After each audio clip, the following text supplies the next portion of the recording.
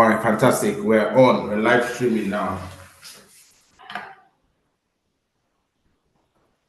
And it's bang on 7 p.m. All right, so we're going to start.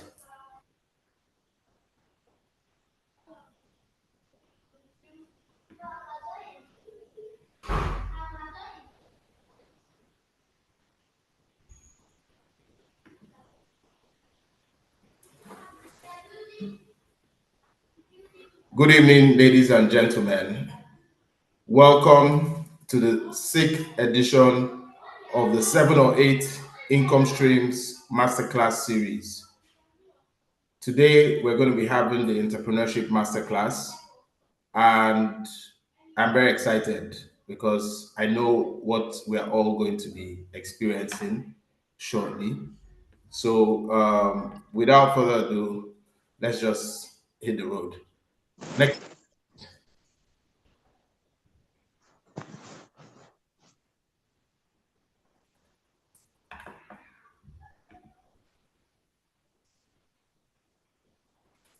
Okay, so what is the 7 or 8 actionable income streams masterclass series for those who are new? A group of people, we call ourselves New Kings. We came together in January and we decided to share from our skill sets, from our knowledge base, to help a lot of people within our community. And now it appears globally because a lot of people are now joining this call from outside of Nigeria to learn or to share basically what we know in 9 different areas. So we started off with the financial markets. We now went into real estate, crypto, intellectual property. Last month we did creativity, and now we're looking at entrepreneurship. Literally, a lot of people have called, spoken to me outside of this meeting to say that it has been such a blessing in their lives. They've learned new things. Some of them have actually started earning in some earning income from these new streams. So we prioritize actionable steps that one can take to begin to earn from a new income stream. So let's next slide, please. All right, like I mentioned, in February, we started with the financial markets.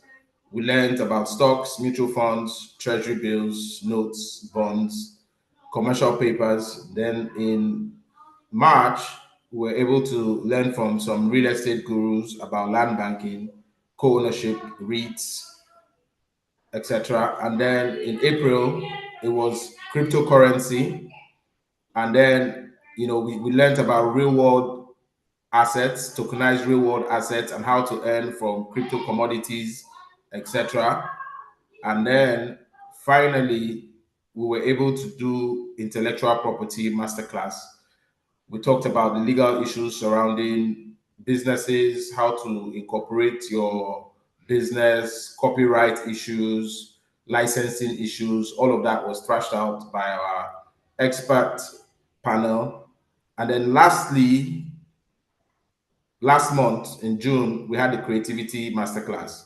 So we got 5 creatives from different walks of life to come talk to us about how they are making money in their own field and how we, the people on the call, can actually pivot from whatever skills we have, creative endeavors that we currently are pursuing, and how to monetize from those ventures. So as it is right now, I think we have about 13, 14 income streams that a lot of people have actually started earning from so far. Next slide, please.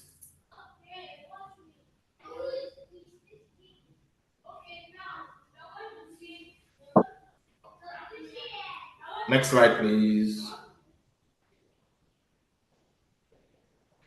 Okay, so today we're talking about entrepreneurship.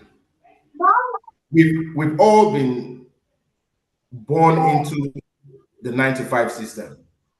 Somehow, from the beginning, we went to school, primary school, secondary school, university, and then we're told that the next thing after that is to get a job, right? We work the 9 to 5, get home. Most of us want to keep a job for life, or at least we were told that.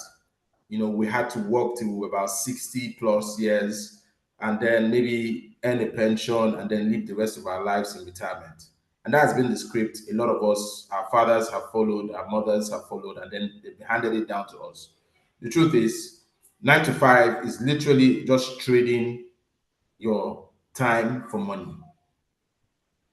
And that is pretty much, if you have that as a blueprint, you are literally being enslaved to some extent, because the most valuable gift you have is your time. And so if you can now trade that time for money, and that's the only way you survive, you are at the mercy of your employer. So what we're trying to talk to everybody about today is entrepreneurship. We're talking about entrepreneurship. And who is an entrepreneur? An entrepreneur is somebody who takes a risk with their own money to buy their freedom. So rather than exchanging time for money, they exchange money for their time. Okay. Now, in today's age, last month, I think we talked about the four industrial revolutions, and we're currently on the fifth industrial revolution, which coincides with the creative age, right? This is in this age where you can do pretty much anything you want to do, any idea in your head, you can actually execute it because the tools are available for you to turn that idea into gold or into money.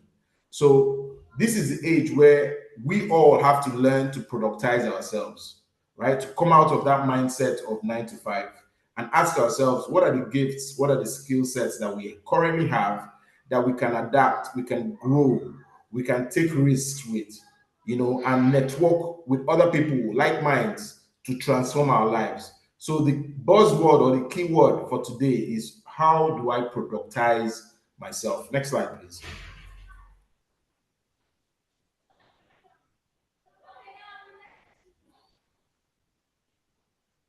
Next slide.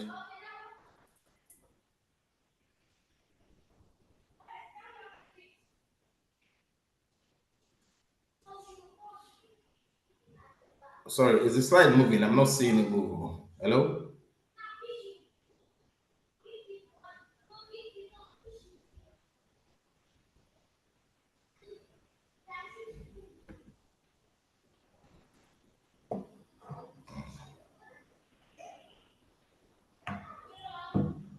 Okay. It's like we're having a challenge with the slides. Just give me a minute, please.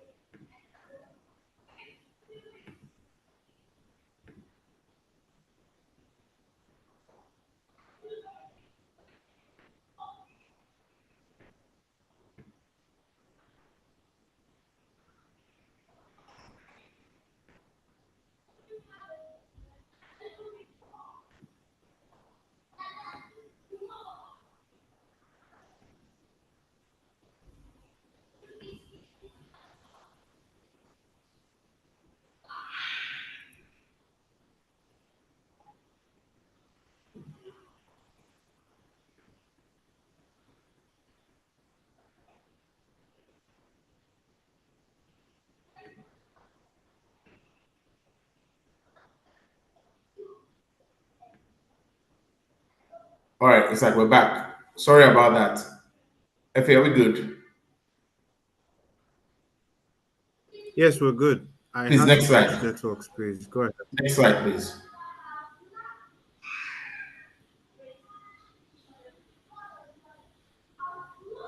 All right, so my last statement was productize yourself, right? So there are 7 key ways to do that, or at least steps to productize yourself.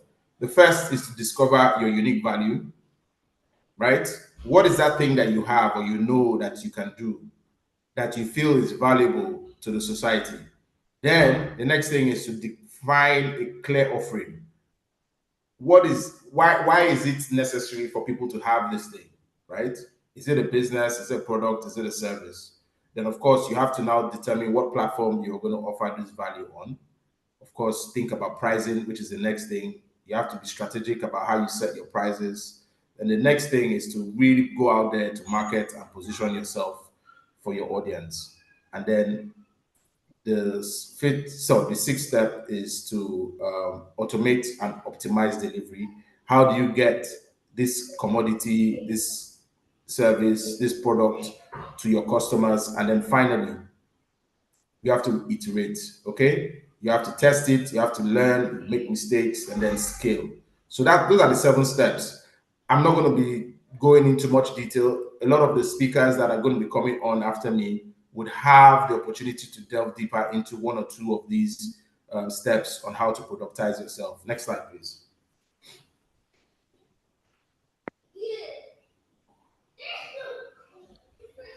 All right, so I'll use myself as an example. I started off by buying the lie of 9 to 5. I currently still work as an engineer, but I've been doing this work for like 17, 18 years now. Yeah. So I realized at some point, maybe like 10 years in, that look, this isn't it, right? I had to now learn to find out, I found out what my skills were. Of course, I have a gift, I can communicate.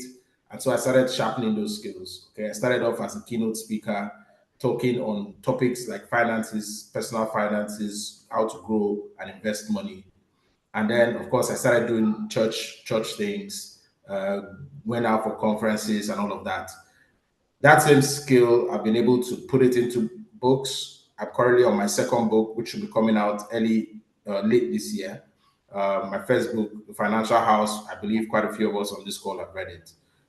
That's another way I productize myself, put my stuff into writings. The next thing, next.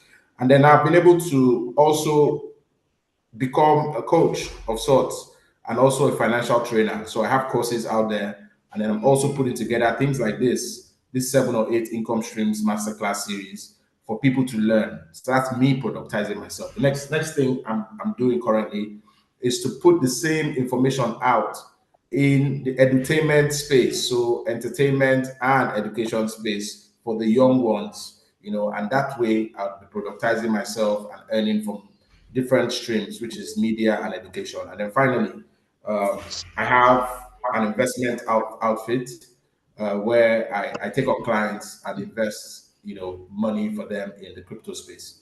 So that's pretty much me in a nutshell. And this is how I've been able to productize myself so that I am not dependent on one income stream as a typical 9 to 5 worker. So with that, I would like to now, next slide, please, to introduce us or get our panelists, our practitioners, people who have been doing it to introduce themselves, and then we'll take it from there. So let's start with Aloaye. Aloaye, please unmute and introduce yourself. Thank you. Good evening, everyone. My name is Aloaye Kaisumi. I'm a serial entrepreneur. I have about over 8 years experience in marketing and sales in aviation and banking. I founded a number of businesses from Tabana by Al to Al Roselle, Al's Kitchen, Ecclesia, and I also co-founded Takeout. I'm passionate about helping people discover business ideas and helping them scale and write the vision and excel in it. Thank you. Thank you, Al. So the next person we'll hear from is Elsie. Elsie, please go ahead. Hello, everyone. My name is Elsie Onuwo, and I'm MD and founder of Flowery Innovative Services. I'm also founder of Boletious Foods, and I'm the face behind T-Gate, which is an acronym for the Gospel According to Elsie, in which I share my message of hope to the world using the vehicle of music, spoken word poetry, and short stories. Thank you, Elsie. Next, we'll hear from Effie. Effie, go ahead, please. All right. Good evening, everyone. My name is Amani Filmene. I'm someone who is really passionate about helping people discover their purpose and creating systems and tools to enable them deploy their gifts to the world. I express this through business. So I've been in business for, I think, about 10 years plus. And that experience has really helped me understand pretty much the principles that run business. And those are the things that hopefully we'll talk about during the course of this conversation. But very importantly, I'm currently on a journey where I believe that we don't want to have as many talents and gifts lost So I want to create systems to help people to actually deploy these things and make it available for the world. Thanks. Thank you, Efe. And finally, we have Emmy. Emmy, go ahead. Good evening, everybody. My name is Emiloju, and I am a problem solver. I believe that I exist to shape rare and profound moments where happiness permeates. For it is my nature to express joy by giving it away, using the vehicle of delicious and glorious food. I render this service under the umbrella of my business, Hemisphere, which I am currently building as a remote location catering company serving onshore and offshore clients in the oil and gas and maritime sectors in Nigeria. Thank you, Emmy. So you can see we have a fantastic panel of speakers. I call them practitioners. So the next voice you're going to be hearing is that of Al. So Al, take it away, please. Thank you.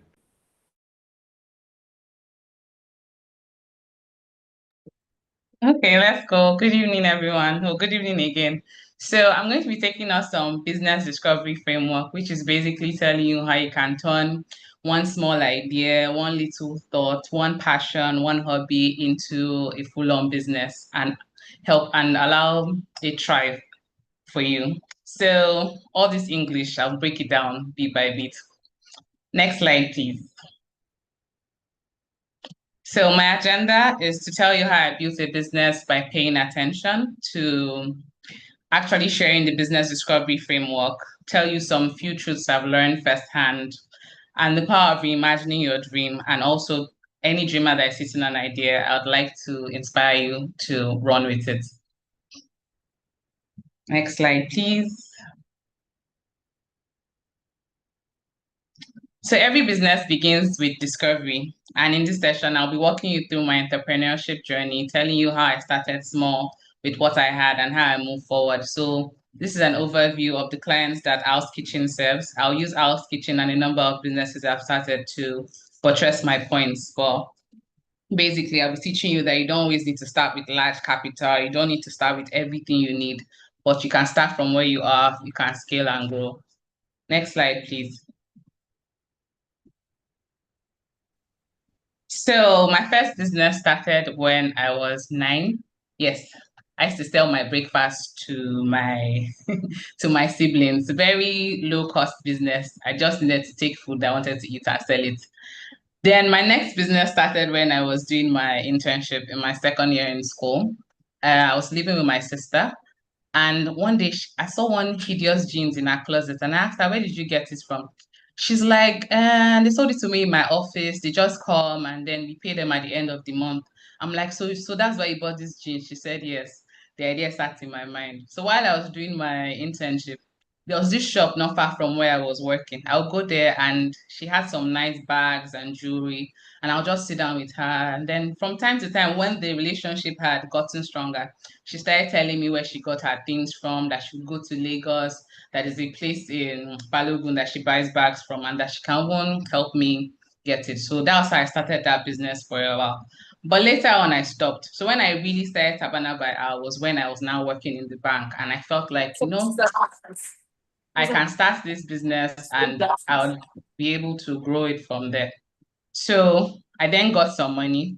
All that was in my head was how I was going to blow, how I was going to buy things, sell them, and make high profits. And I did my first trip because I was traveling to Dubai. I'll buy things from Dubai.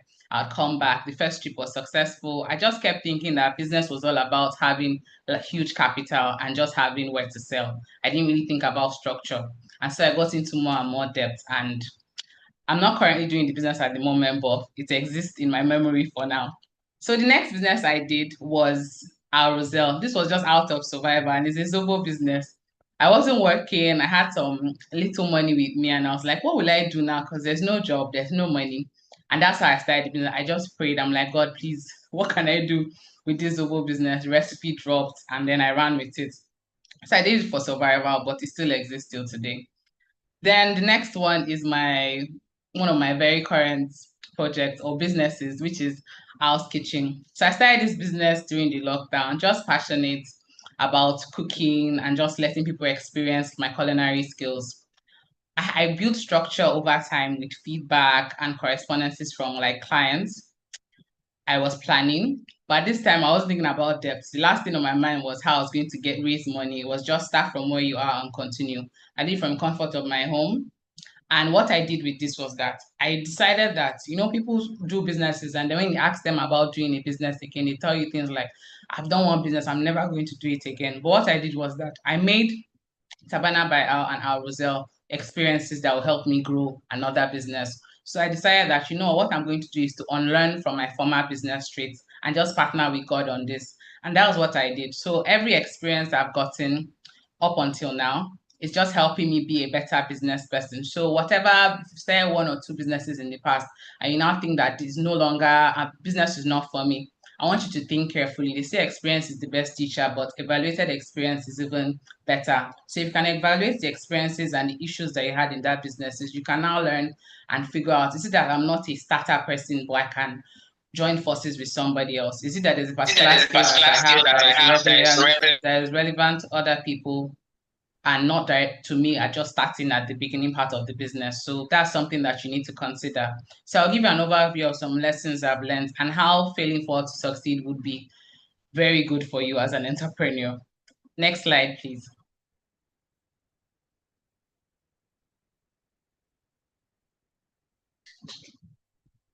Okay, so this is a brief overview of how I started Owl's Kitchen. So these are screenshots of conversations I had in the beginning. So this first screenshot is me telling my friends that I'm working on starting a food business as a side hustle. So I want you to test run it with me for a short while. So I'll tell them, please, you can order the food from me, meaning that they will pay. Meaning that way I didn't have to look for capital, they will pay for the food. And then when they've eaten the food, they'll give me feedback. So this second the second one would be how the feedback that came. So you understand that in entrepreneurship, you have to learn how to take feedback, whether it's fantastic or not. So I'll get feedback like, oh, there was no coconut taste, but that's for coconut rice. Oh, it was too oily. Maybe you can't, maybe you should stop doing bulk cooking. Maybe you should do it in like bits. And all this feedback was what trained me to do better. And the next one you can see there is our first menu. No logo, nothing fancy, and all this, and this was designed by a friend. So basically what I did was that I built by paying attention. I wasn't trying to repeat the same mistakes, but I was just trying to grow and see how the market received my food and how I could do it better every time and how I could master the recipes. Next slide, please.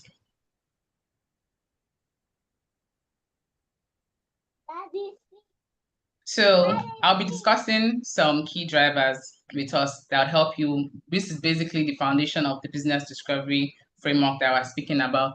What are you passionate about? What do you love doing naturally? For me, I like cooking. And I felt during the lockdown, it was very therapeutic for me. Like if I cook, I'll just, be okay and I'll invite my friends to eat and all that.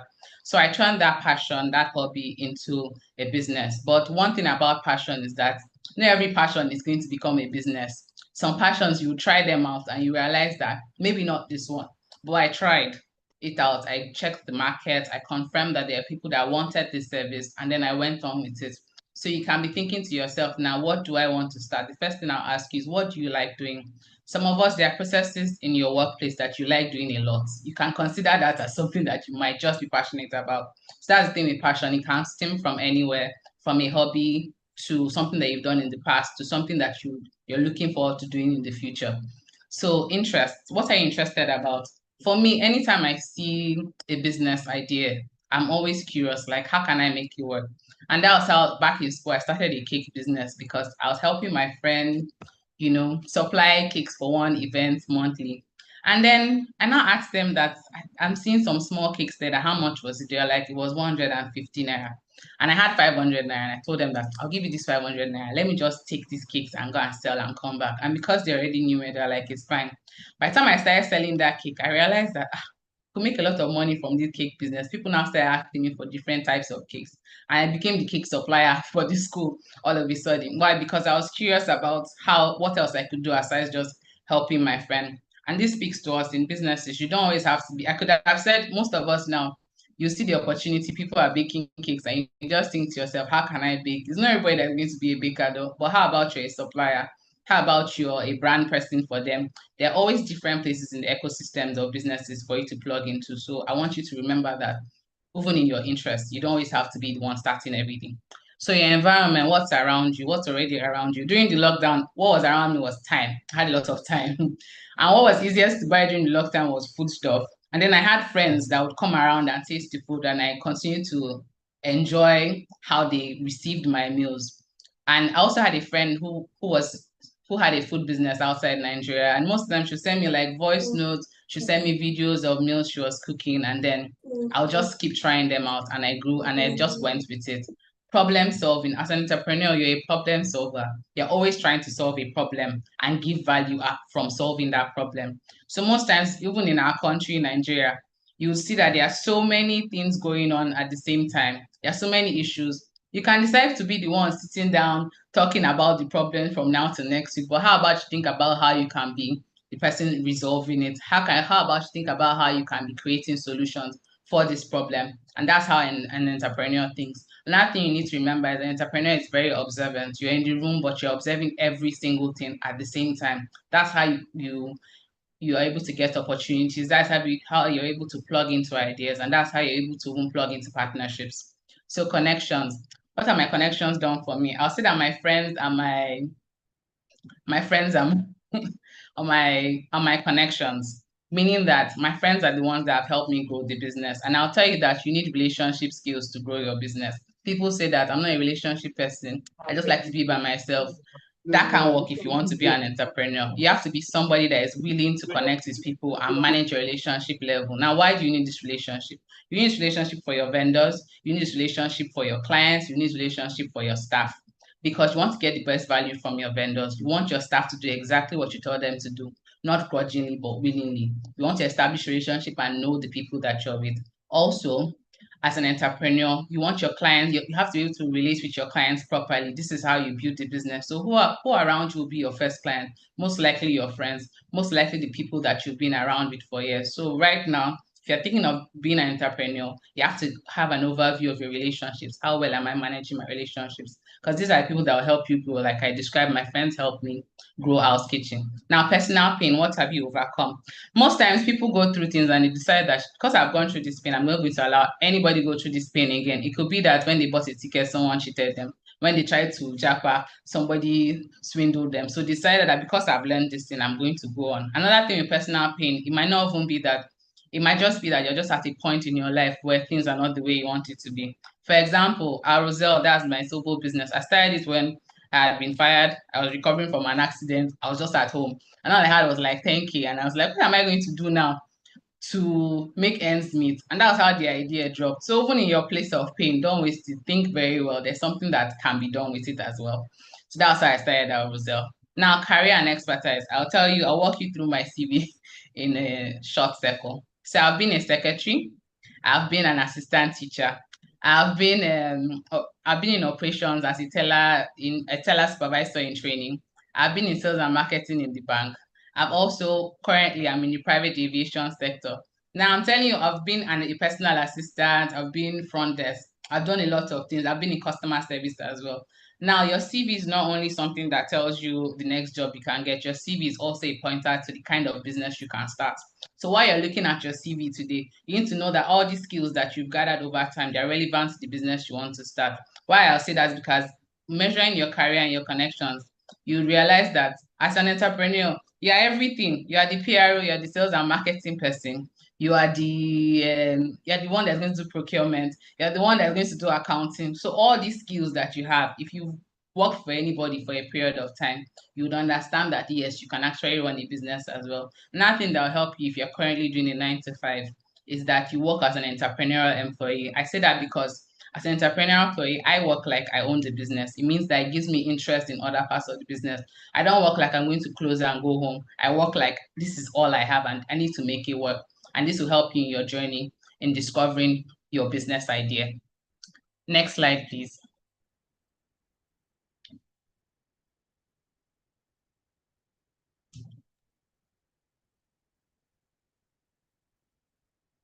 Can I have the next slide? Okay, while we're waiting for the next slide. Okay, finally. So business rules that I've learned firsthand, I would say start with what you have. When I started House Kitchen, it was just me in my self-contained, and then with my phone book of friends, that was what was enough to start, and the ingredients I had and my cooking gas. Then use feedback as well. Don't take feedback as something that is going to break you down, but something that will help you be sharper and build your confidence and the quality of your product. Build smart, not fast. So I started with the pre-order model, which gave me working capital without investors, and that has helped us grow over time. So price with clarity and not fear. Once I understood cost, I stopped overpricing on underpricing basically, just so I could get clients, because I was starting to value my work when I had more clarity. Now, plan for scale. Systems are key. So if you're doing something now and you know you're very good at it, it's important that the business doesn't revolve only around you, but around a system that works. Next slide, please.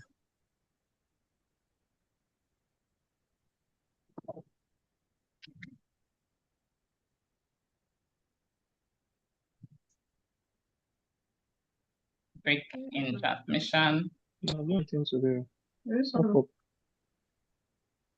Okay. So I'll go to the next slide shortly.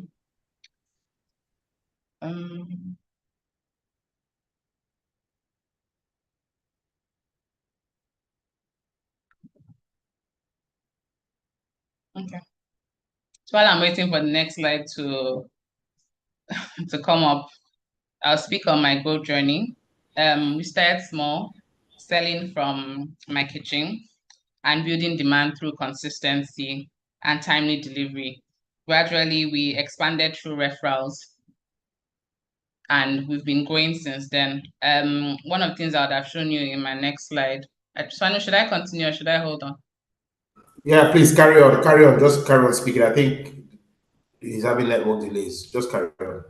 Okay, one of the things I would have shown you in my next slide is how our feedback has changed over time. We now get feedback that speaks of us being excellent at what we do, our creativity, our consistency, but all these things are part of the growth journey, because the more you do it, the more you practice, the more you grow.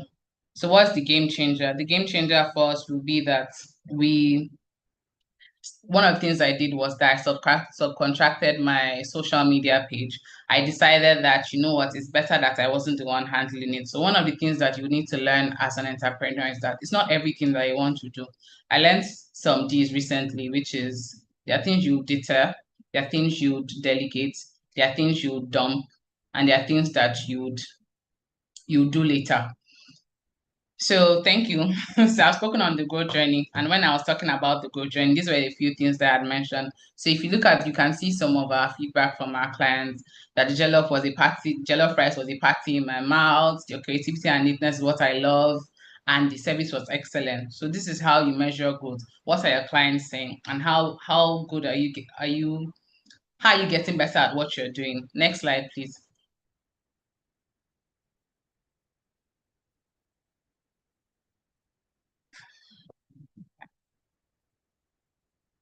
So I was talking about the game changer before the slide came in, and I mentioned about subcontracting our social media page to give us more structure and visibility.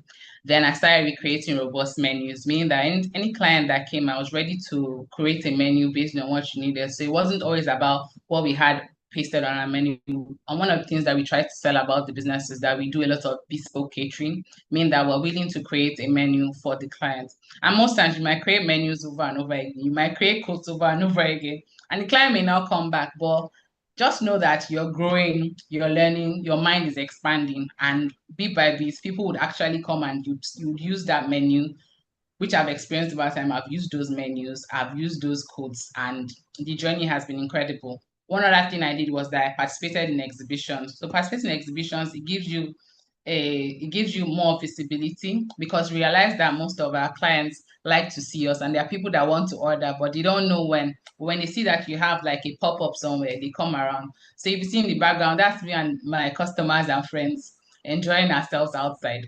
So if you're doing a product-based kind of business, I would advise you to go for exhibitions that have been verified and you're sure that they will bring a lot of traction, and you also you're ready to pull in your own clients and do the work. So what these exhibitions is that the position does for high network clients and also corporates and larger repeat orders, because while you're there, people that you don't even know who's going to walk up to you, and they will decide that they want to use you for bigger orders. Next slide, please.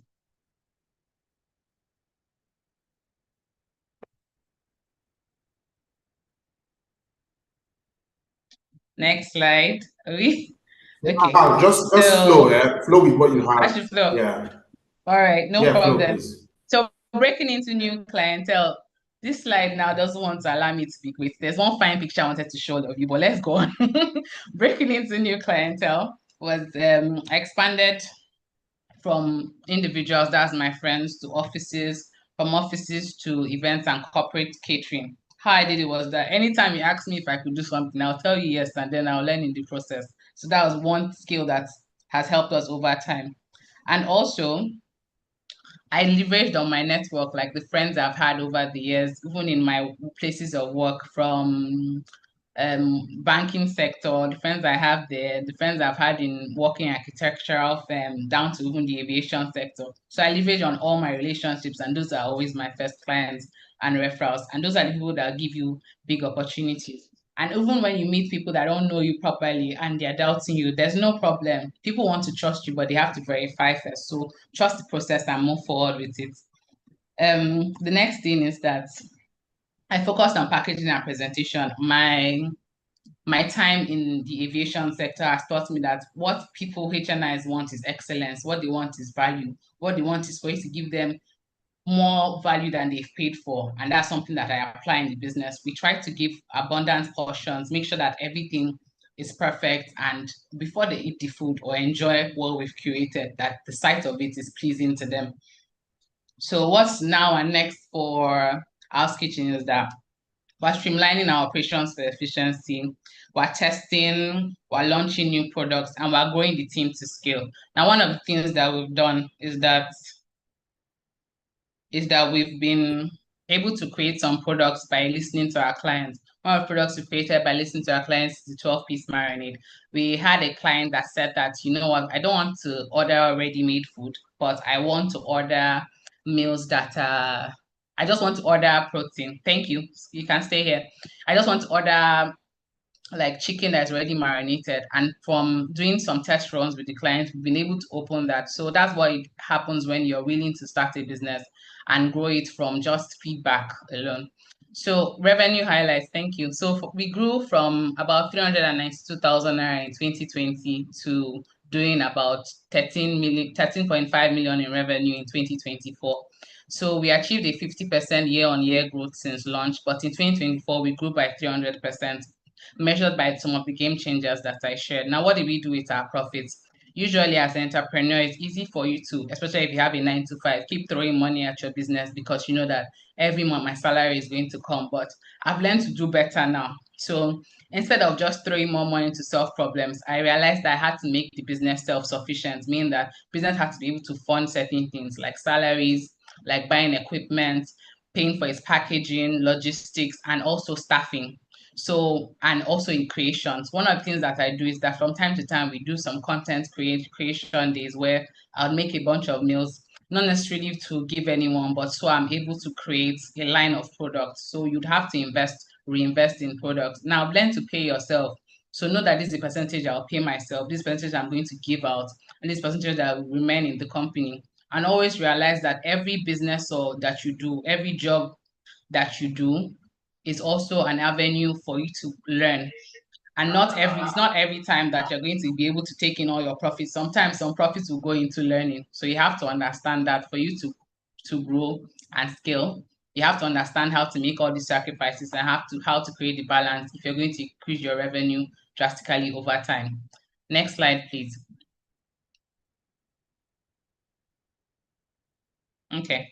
So I was already speaking about breaking into new clientele, and this was how we've been able to. One of the things that I do, like I mentioned earlier, is to make sure that I give my best in everything, and I ask the right questions. I do my research. I learn when I don't understand, and I keep asking questions over and over again, either from the clients, either from staff that I hire. I don't feel like I have all the skills all the time, so I hire people that have these skills, and I'm willing to learn from them. One of the things you learn as an entrepreneur or someone who is working a 9 to 5 is that when you don't know everything, you can hire people that know these things and not be too afraid to tell them that you don't know it and you're really hoping on their expertise. So we did a wine tasting event for the Canadian Commission, and it was my first time. I did a lot of research, I asked a lot of questions, and we pulled it off. So I leverage on my networks, and I also leverage on presentation, appeal, and punctuality, because one of the things with food businesses is that you have to be on time if you're going to serve early or if you're going to be well organized. Then streamlining operations and efficiency, I already mentioned this. Testing and launching new product lines. We started our 12-piece marinade from one of our customers asking us to give him marinated meat here and then, and we've been growing it since then just by his feedback and his requests. And there are other products that are going just because we're listening to our clients every time. So you need to keep listening to your clients. Don't ignore feedback, take it gracefully. And while you're growing the team, you need to understand that all these exhibitions also help you build your team. And when you go for these exhibitions, you can easily build some brand alliances and expand your reach. Next slide, please. So this is more like a mood board for me. And I was talking about Ecclesia earlier on. Ecclesia is Concilium. It's something that is a venue in which I used to advise businesses, people that are still thinking about ideas. And that's what I'm talking about, business discovery framework. So if you're sitting on an idea and you're wondering, how do I flesh it up? How do I bring it to life? I'm very interested in hearing it and speaking to you and walking you through that part. So for our Roselle is supposed to become an empowerment franchise. Why? Because I started it when I didn't have a job. So hopefully we can create more job opportunities for people or business opportunities for people through our Roselle.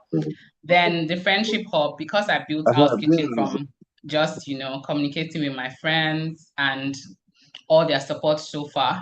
We're hoping that we can build a friendship hub where people can experience food, friendship, and culinary art at the same time. So the 12-piece marinade I was speaking of, there's just a small, that's the product design for 12-piece marinade that will be launching soon. And then one of the things I do in my business is that I partner with God. So our Roselle also trains some children.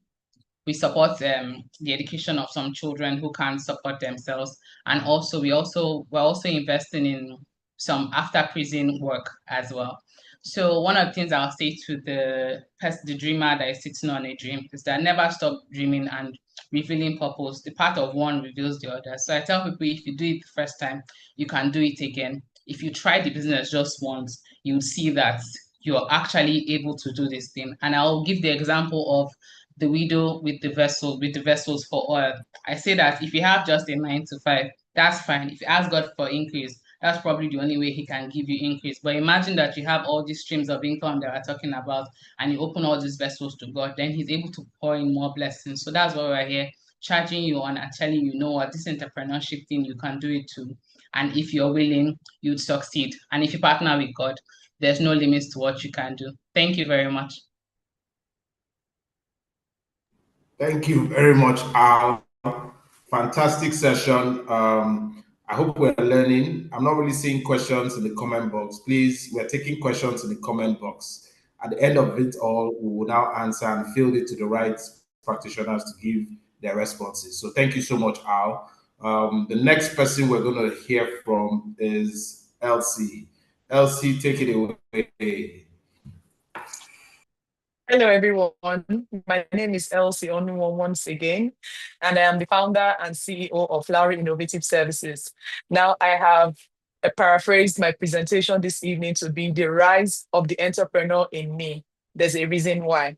Because a time was when I told everyone who cared to listen that I can never do business. I can never be a business person. I'll have to seek employment somewhere. But the rest, like they say, is history. Next slide, please. So I am CEO, founder of Flowery Innovative Services, in which I do everything flowers. I tell my clients sometimes, if you want it to be done with flowers, come to me, we'll find a way and make it work. I also am CEO and founder of Boletious Foods. Now, Boletious Foods is a brainchild of a business competition I participated in, hosted by the Rivers State Government and RSSDA, in which I came up second prize winner some years ago. And from the name, yes, you're right, it's all about bole and healthy snacks. I'm also the face behind Tea-Gate, in which I express myself through spoken word poetry, short stories, and music under the acronym Tea-Gate, which is the gospel according to Elsie. Next slide, please. The next slide summarizes the various expressions of the things I do. Okay, so yeah, that's it. So that's one of my singles, Maker. That's an event decor we did. That's me telling my short story. That's me singing, decor again, fresh flowers, and that's me singing. So next slide, please.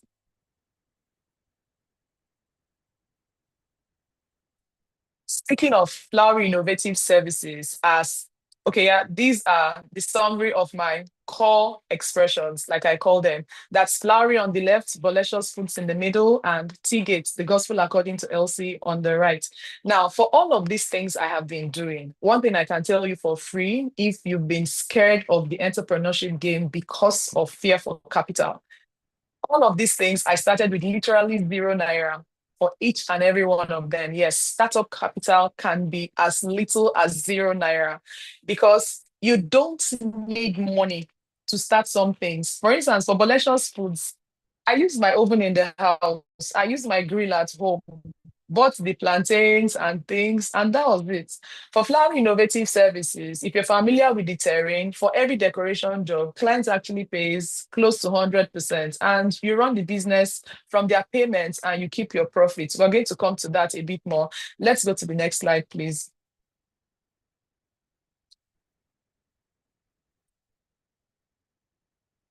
So multiple streams of income from Flowery Innovative Services.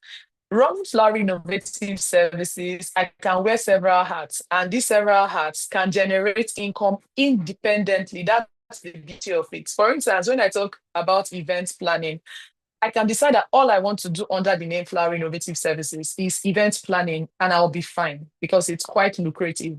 So I'm going to move on. I could wear the hat of a florist as my major business. That's another income stream. I can earn as an event decorator. I can earn as a landscaper and horticulturist. I can earn as a surprise gift vendor, as a balloonist, a trainer or coach. And I can also earn just by owning my boutique flower shop. Next slide, please. The next slide would be about Boletious Foods, multiple income streams that are possible from Boletious Foods.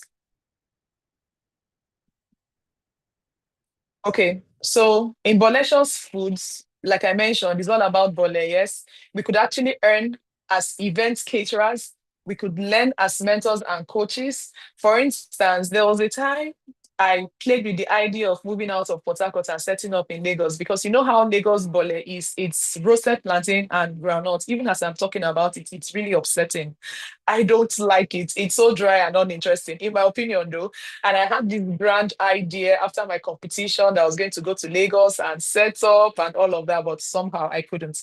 Then a friend came to me and she was very interested in that. And I was like, you know what, girl, I'm going to set you up. So I coached her, I trained her, and she's doing very well right now around Aja in Lagos. So that's me coaching somebody, training somebody. I could also own a bole restaurant, which was actually the first thing I did after the business competition I won.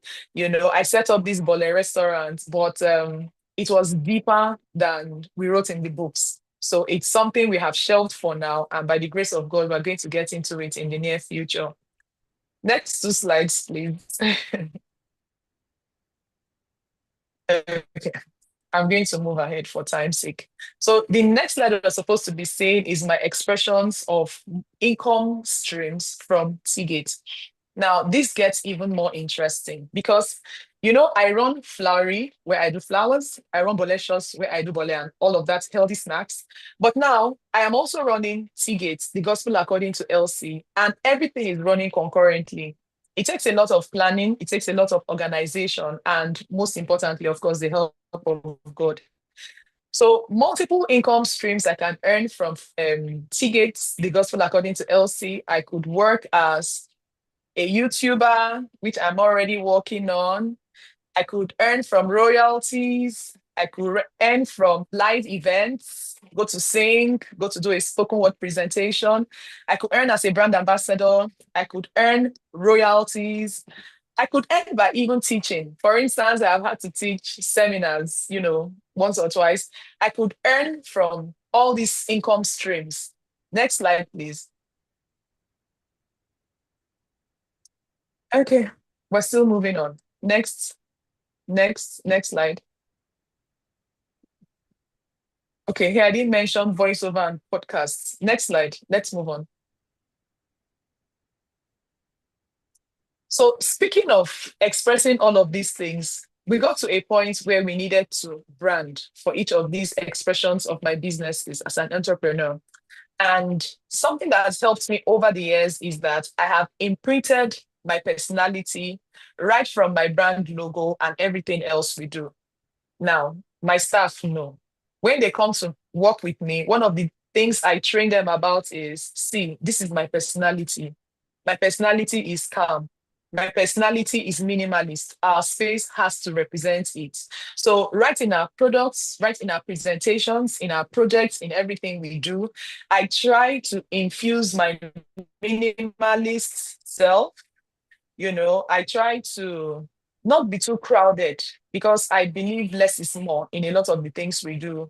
I try to infuse my how do I put it now?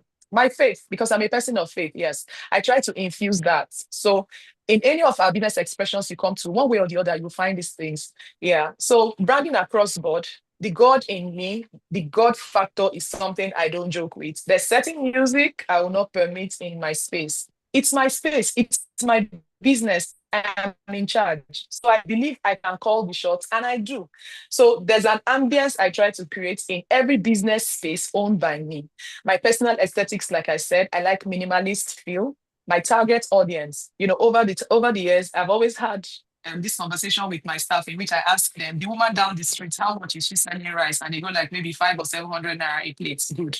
The next restaurant over there, how much do they sell rice? They sell it 3,000, whatever. I say, fine. When you go to Presidential Hotel, how much do they sell rice? I go like, see, I'm not the woman down the street. We're not that restaurant next door. We have our target audience, and it's the elites we are eyeing. So we are going to position ourselves to be able to attract our target audience. So in our expressions, in our branding expressions, we always try to do this. We try to look at market gaps and fill them up as much as possible. For instance, speaking about the bole, I was like, MDs and CEOs of, big companies would not be comfortable stopping by the roadside to buy bole. So can I present bole to them in a way that they are going to have their delight and still maintain their dignity? That's one of the reasons behind Boletious food setup. Now, competitor landscape. Yeah, in the various expressions of my business, we recognize that there are competitors. In fact, the flower and event space right now is a red ocean, if you ask me, but I love it. You know why? When we started, decor is not anything like what you see today. When we started, decor was mostly fabric work, no much flowers, no much light. But over the years, we have evolved. It's become like fashion. One trend this year, the next year is that. It has helped me sit up. It has helped me really sit up and push my game up. Because there's one thing about businesses. If you're not, I've called my business Flowering Innovative Services. So if we're not being innovative, we'll be dying. So I really like that it's a red ocean. So it's like, everybody, come on, bring it on, bring your best game on, and I'm all in for it. Next slide, please.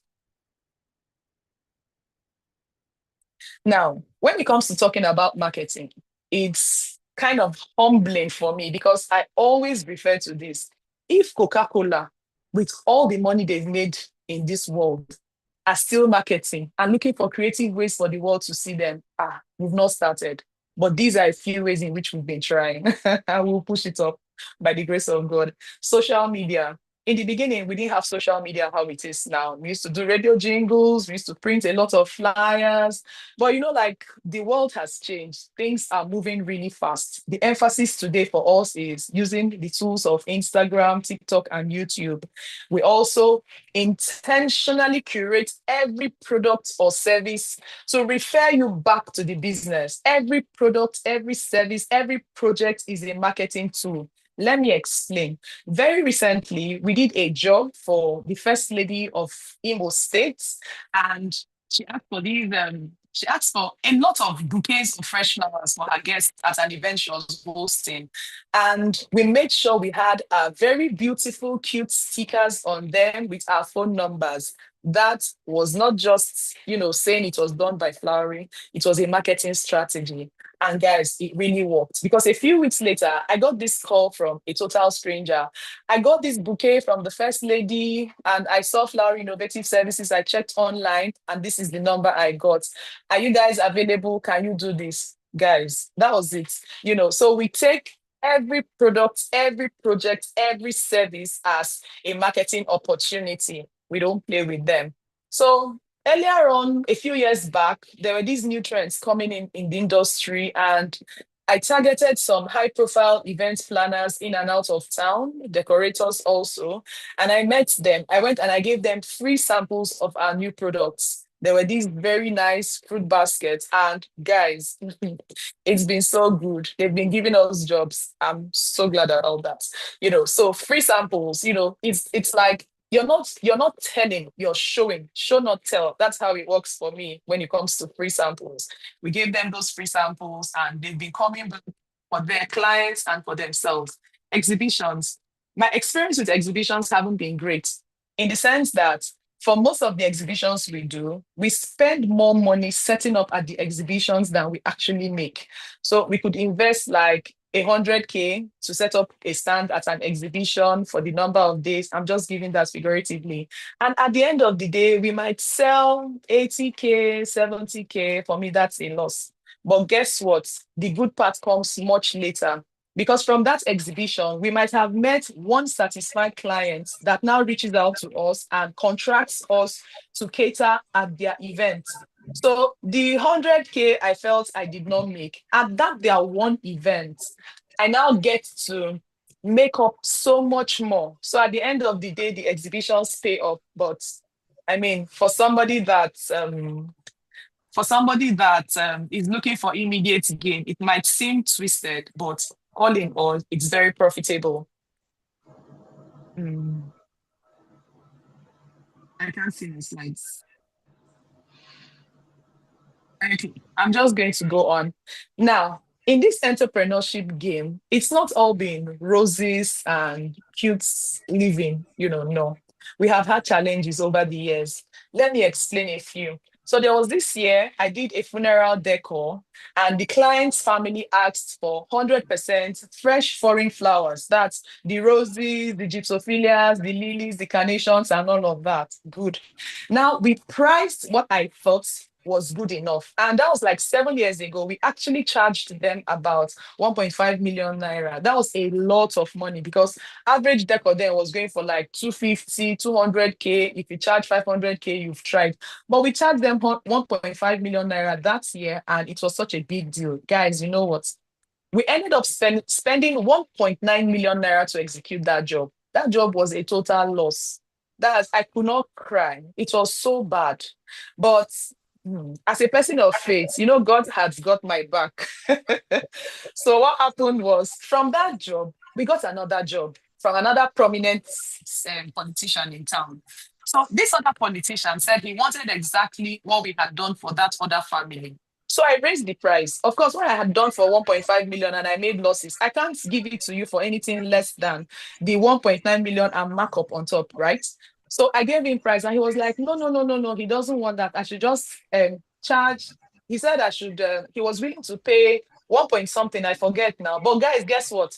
Out of that job, I went home with over 1 million naira cash as my profit. Why? Because he opted for artificial flowers. And I happened to have stocked those artificial flowers in my shop. So it was just a question of taking what we had, executing the job, Customer was satisfied. We were satisfied. We were profitable, and everybody went their ways. So sometimes we make such gains, and sometimes we make losses like that. Another case in point is my first international trip to get goods in. When I traveled, I was so happy. I was looking forward to when I was going to clear my goods. And I eventually did. I went to Lagos to clear my stuff. Guys, when I went, as I shook the carton, because even the clearing company told me that it's like I have a lot of broken vases and damages in this container, in these cartons. When I shook them, I was hearing the sound of broken glasses. Oh my goodness. By the time they opened, it was almost 70% loss. Long, beautiful vases I had bought that I had planned how I was going to dazzle my customers with were pieces. That I lost so much money in that trip. So much that I went to Ori Market in Lagos and I was like, if I can't go home with the things I bought from abroad, at least let me buy some things from this market and go and fill my shop. So when I got there, I was holding my chest because I was actually feeling pain. What's wrong? I told her my story. And she was like, okay, I should sit down and listen to her story. That's after they had bought malt and milk for me. I sat down and she told me how she had brought in this container with several goods, how many feet container with a lot of goods. Custom had been charging her excessively for penalties and stuff. When she finally got money to go and clear her goods, the entire warehouse burnt down to the ground. Nobody picked up a pin. She was like, okay, so how do I see my story compared to hers? Of course, I got encouraged and I was strengthened. But that was so many years ago, and I can't even remember how I felt. Those were strong lessons I learned. Going forward, I learned that whenever I make my international trips, I need to create my stuff. I need to package them. I need to bubble wrap things. Now, these are not things you learn in business school. We learn strong, but we move. Okay. So my key takeaways for you would be start small, trust God. Like I said, my business started in my sitting room. I just printed a flyer, and I told my friends, experience our flowery essence. When they came to the sitting room, they were like, Elsie, where are the flowers? What do you mean? And we all burst out laughing. Before you know it, God helped us. We actually went into renting a shop, our first shop, did some more international trips, and God has been helping us. From my story, yes, you need to learn on the job. Nobody knows it all. Nobody knows it all. And I've learned so much on the job about pricing, about customer relationship, about customer care. There's been so much. Over time, I have sought mentorship, and this has really strengthened my business because, for instance, there was a time I left Port Harcourt, I went to Lagos and met like 2 or 3 events practitioners in Lagos. I went to package gifts and they downloaded wisdom into me, for which I am so grateful. And over the years, they have been quite helpful. Now, one of the key takeaway I need you to get from all of this is you need to eat the big frog. An illustration I give sometimes is if you see a woman selling fruits on a table, with the rise of internet work and remote work right now, you know that a young guy can actually go and buy off everything that kind of woman has on her table, right? Good. That means her profit margin is probably at a level that is not desirable for you if you want to play the big game. So if you want to play the big game, you have to prepare to eat the big frog.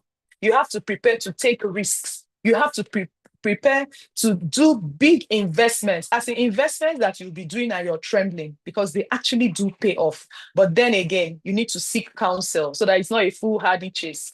Next, you need to embrace challenges. I love challenges. I love trying out new things. Sometimes you come to my office and you see that we're working on new things. We're taking photographs of new possibilities because sometimes clients come to you and they say they want flower, but they don't know how they want it to be. Show me something. You check on the internet, you don't see, but in your head, you know that you're feeling something, you're seeing something. So what we do is we create something, even if it's something we haven't quite seen around these parts, we find a way we create them and the clients usually love them. The next key takeaway I'd like for you to take out of this is go big on planning.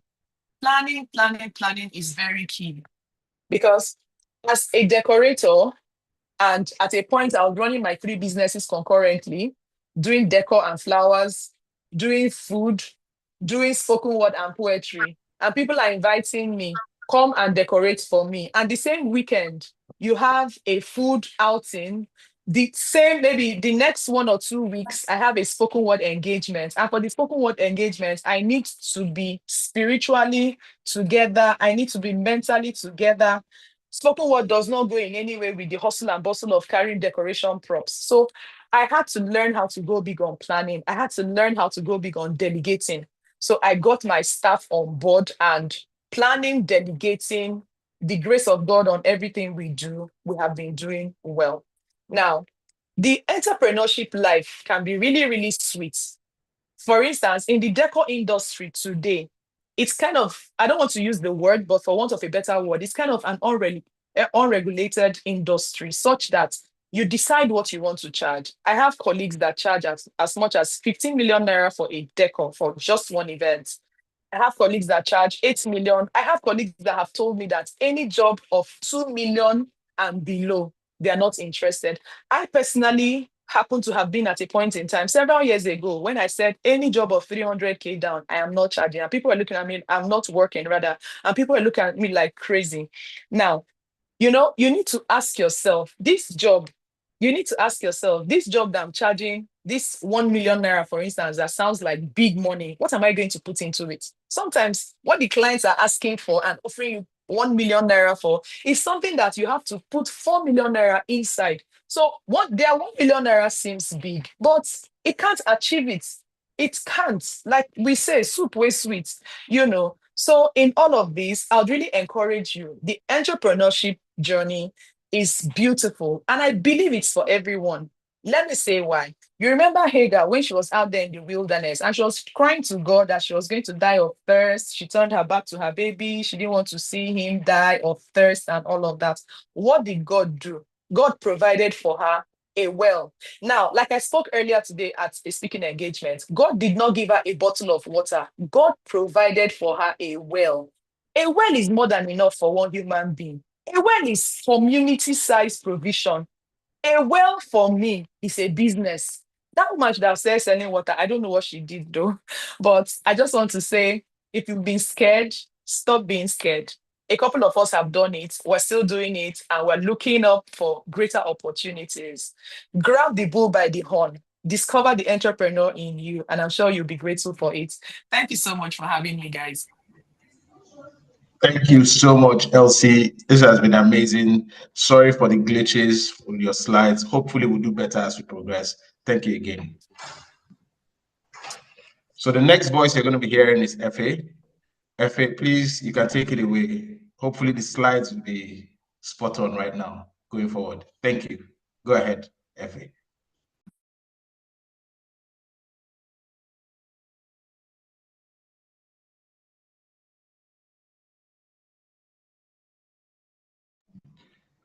FA, you're on the call. Am I audible? Can you hear me? Yes, we can hear you. Please go ahead. Yes, I can hear you. Okay, fantastic. Okay, so good day, everyone. My name is Omoni Filmene. I'm going to be taking us on a journey.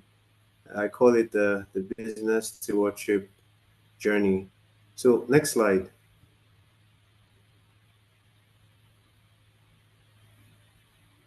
Yes, please. Yes, please. I can play it individually by doing. I can play that thing. Hello?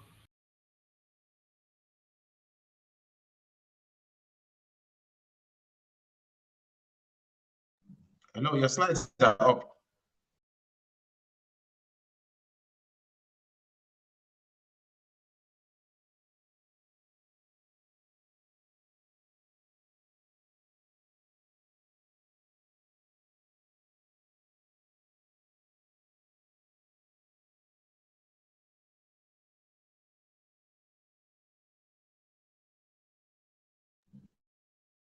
Hello, FA. Can you still hear me?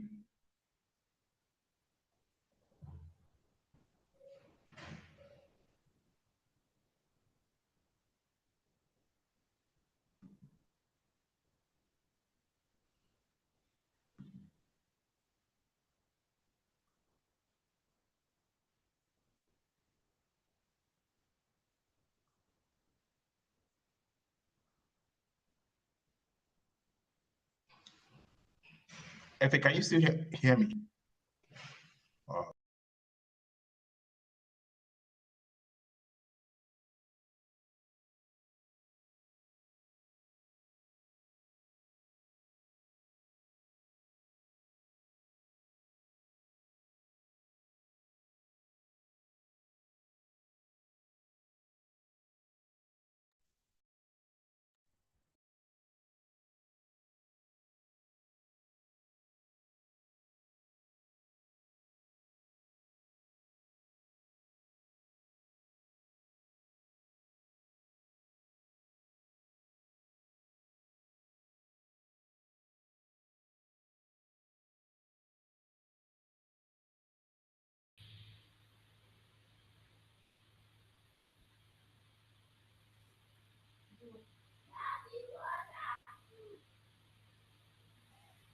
Hello, am I audible?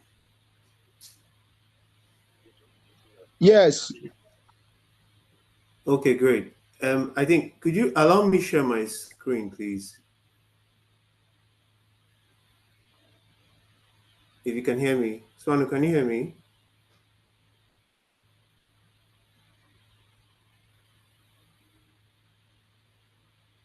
I can hear you.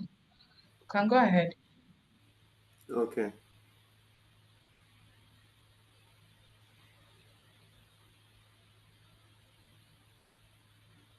Hello, Swanu. It's disabled from here. Could you allow me share?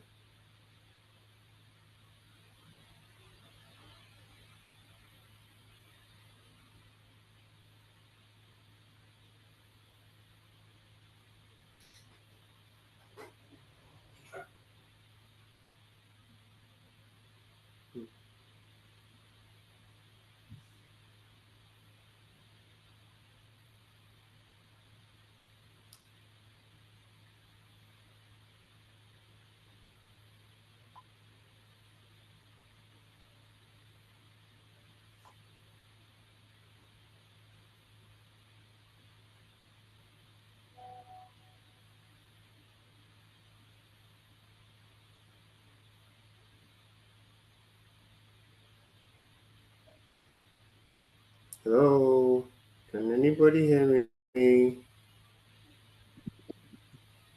we can hear you and we're looking at you straight. Yes, But we can hear I think you. Okay. Hear you. All right. Thank you for. All right. So sincere apologies for the network glitches, but I think we'll have a smooth ride going forward. So if you can hear me, my name is Omoni Felmene. So welcome to the Business Stewardship part of the masterclass. Today will be an interesting conversation, and I'm walking you through a journey. We're all Africans, and I'm sure some of us have the question in our mind of why it seems that in the midst of so much resources and so much potential, we're the ones with the highest level of poverty and hunger. It doesn't make sense. It just like it reminds me of that typical African adage that you can't be in the river and soap still enter your eye. That's a classic case of why we're where we are in Africa, and it's something that has bugged me. I've heard different theories.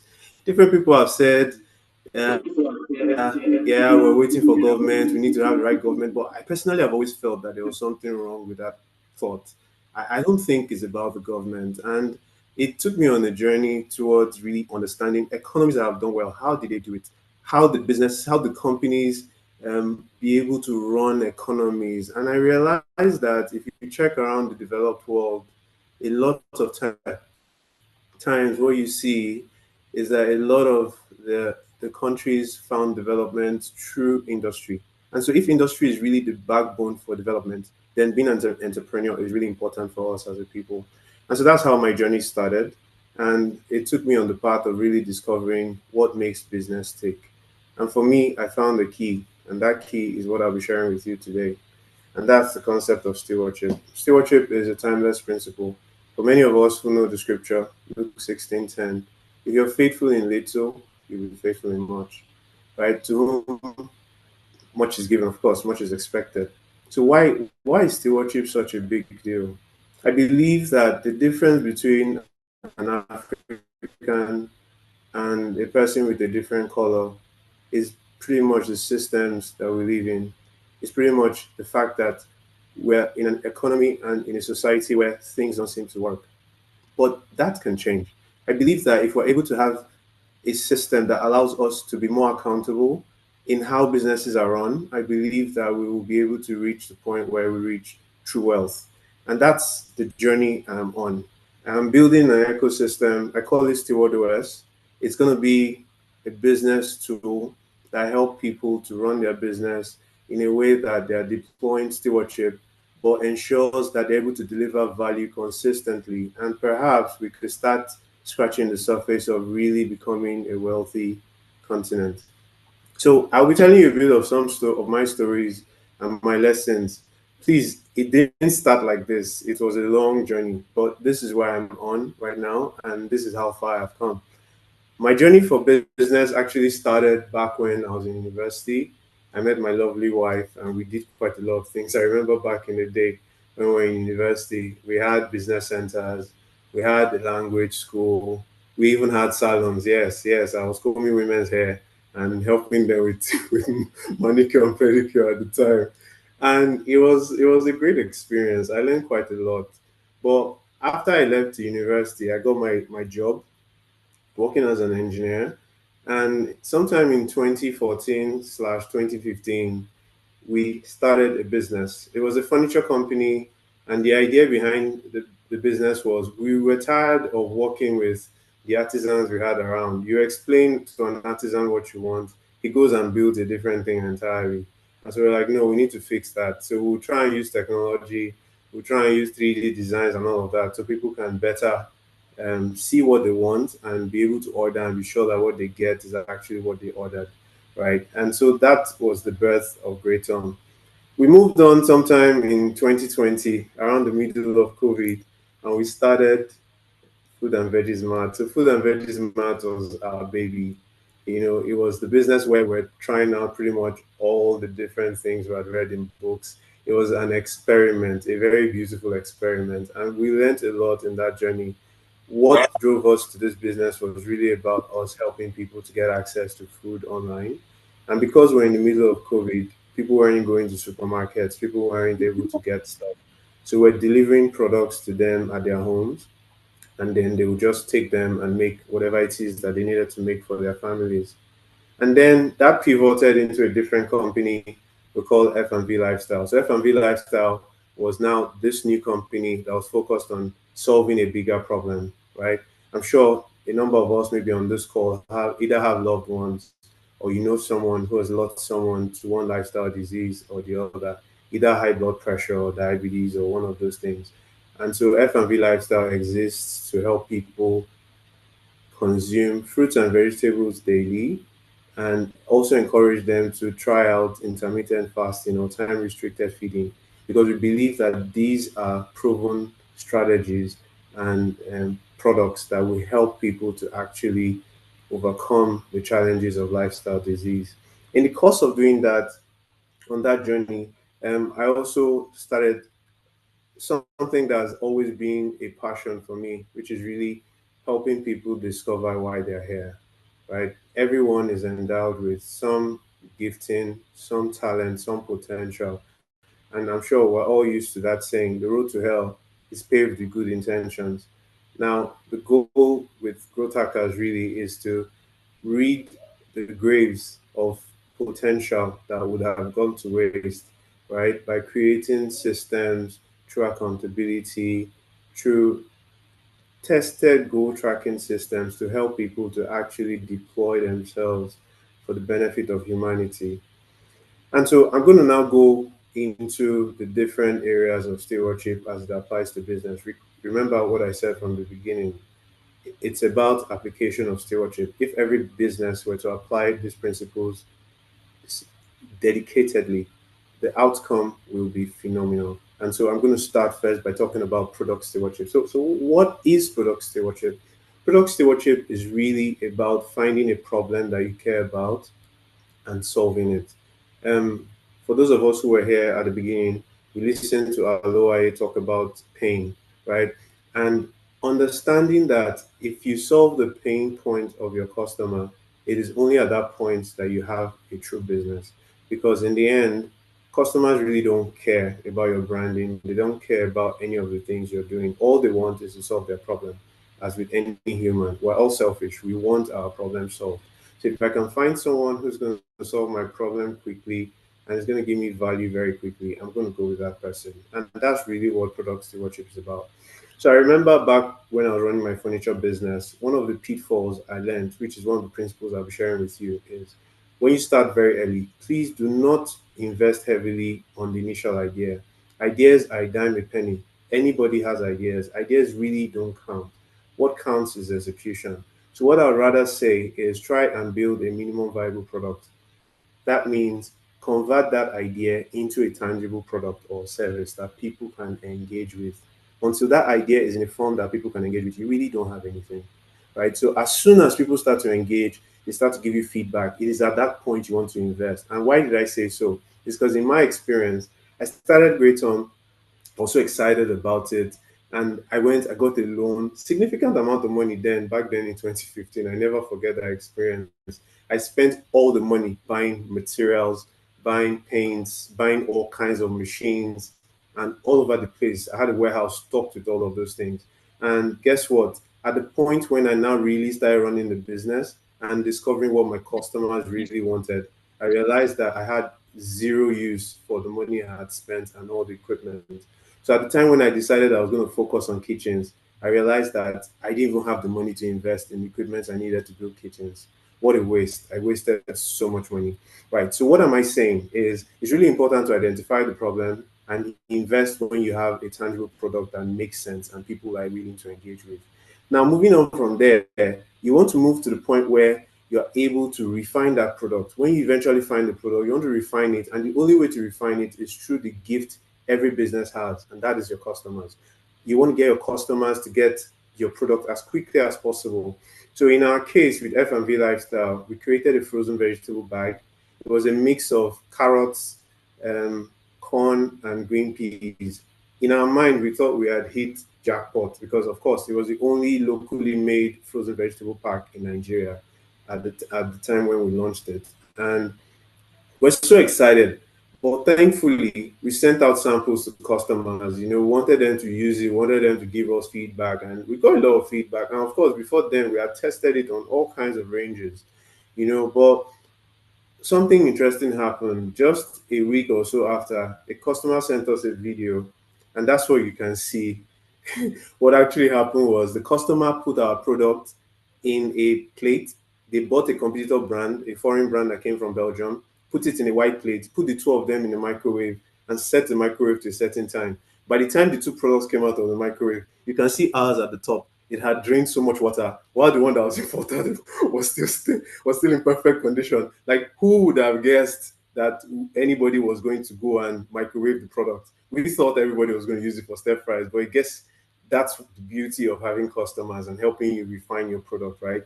So the whole idea is the amount of money you receive in the end as revenue or as reward is directly proportional to the value of the problem you're solving. How big is the problem you're solving? How well are you able to solve that problem?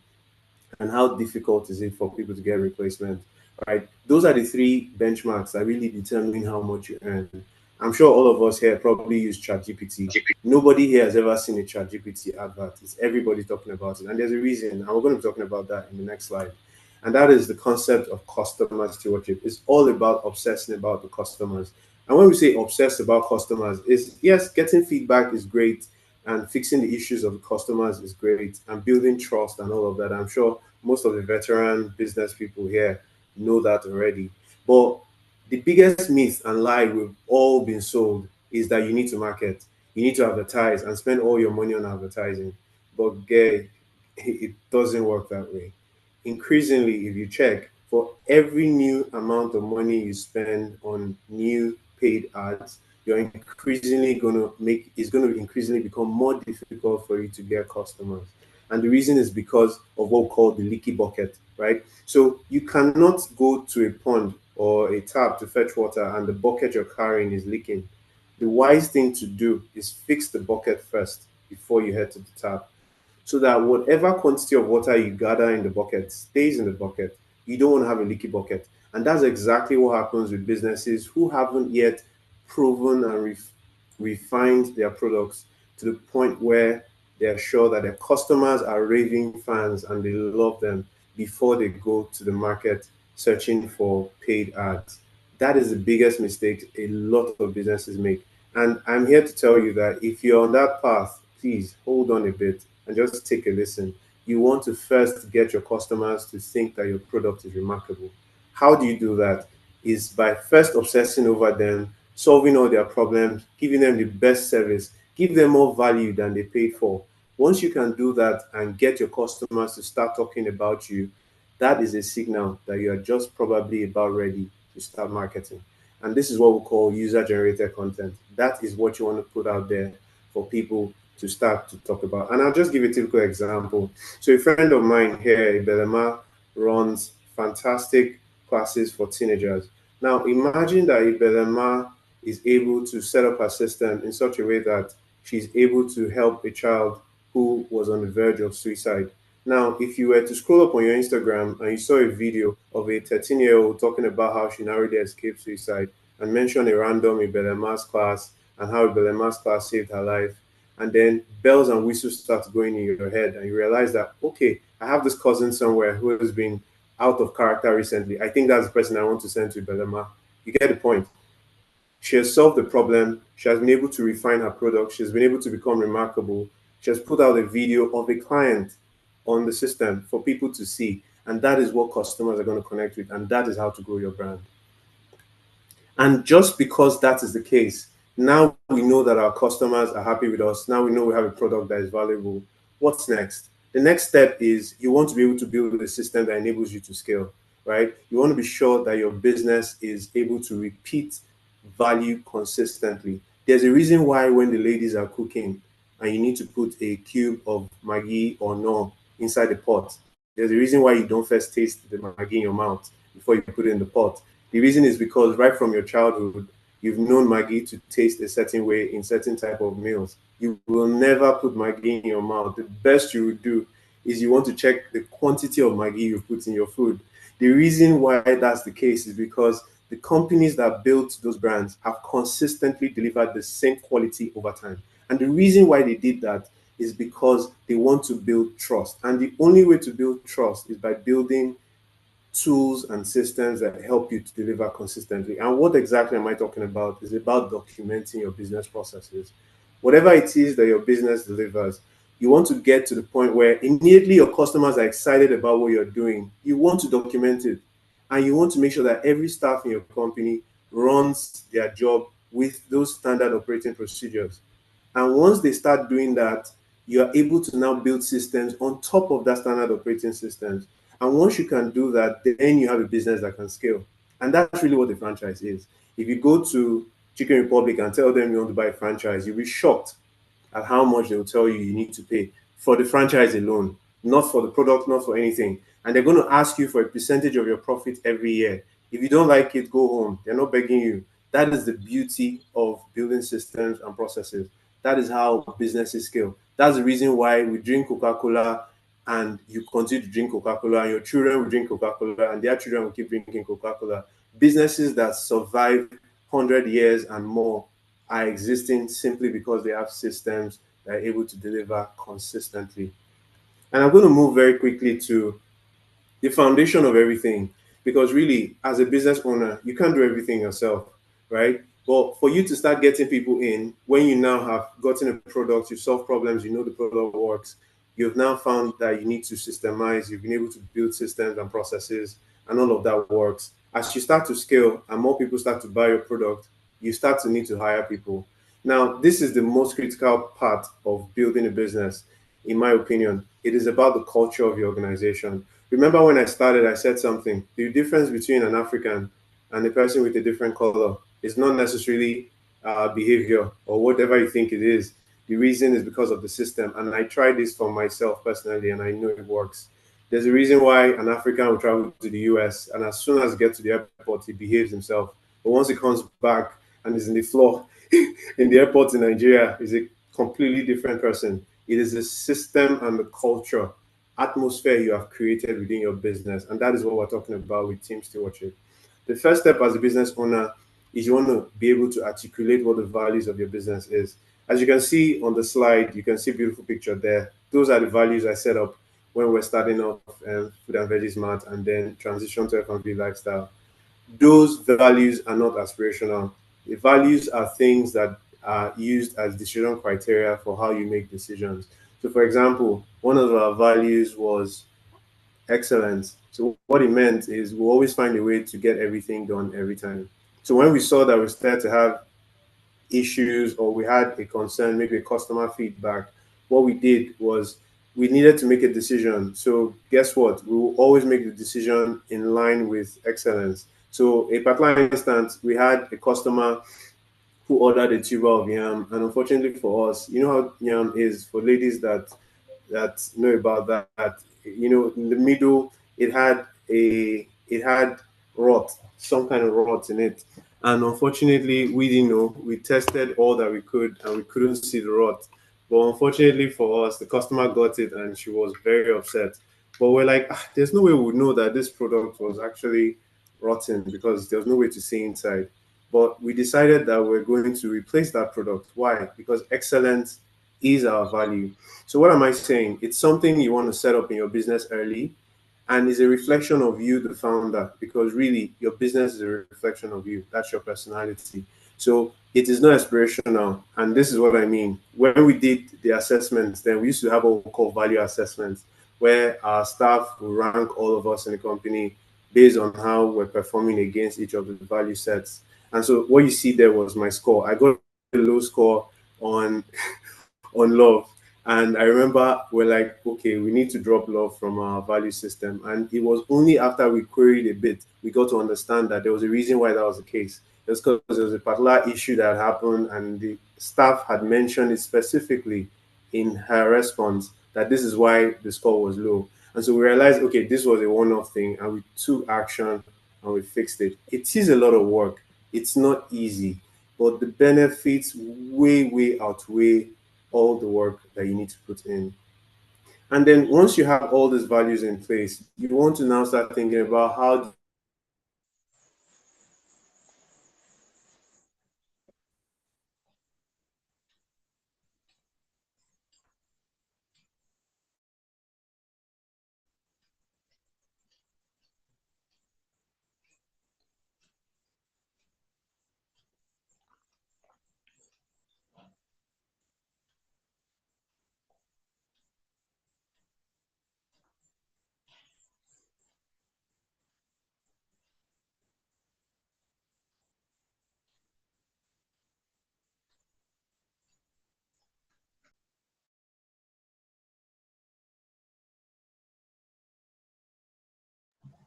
I think we lost FA. Please, let's just give a moment and hope he comes back. Apologies again for the technical glitches we're experiencing.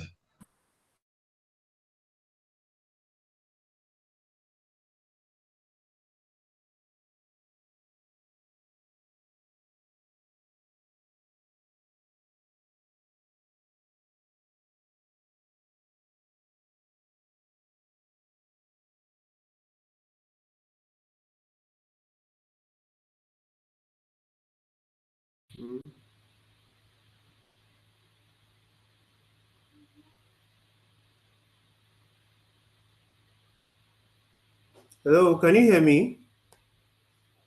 Yeah, Yes. okay. Yes. Okay, fantastic. Right.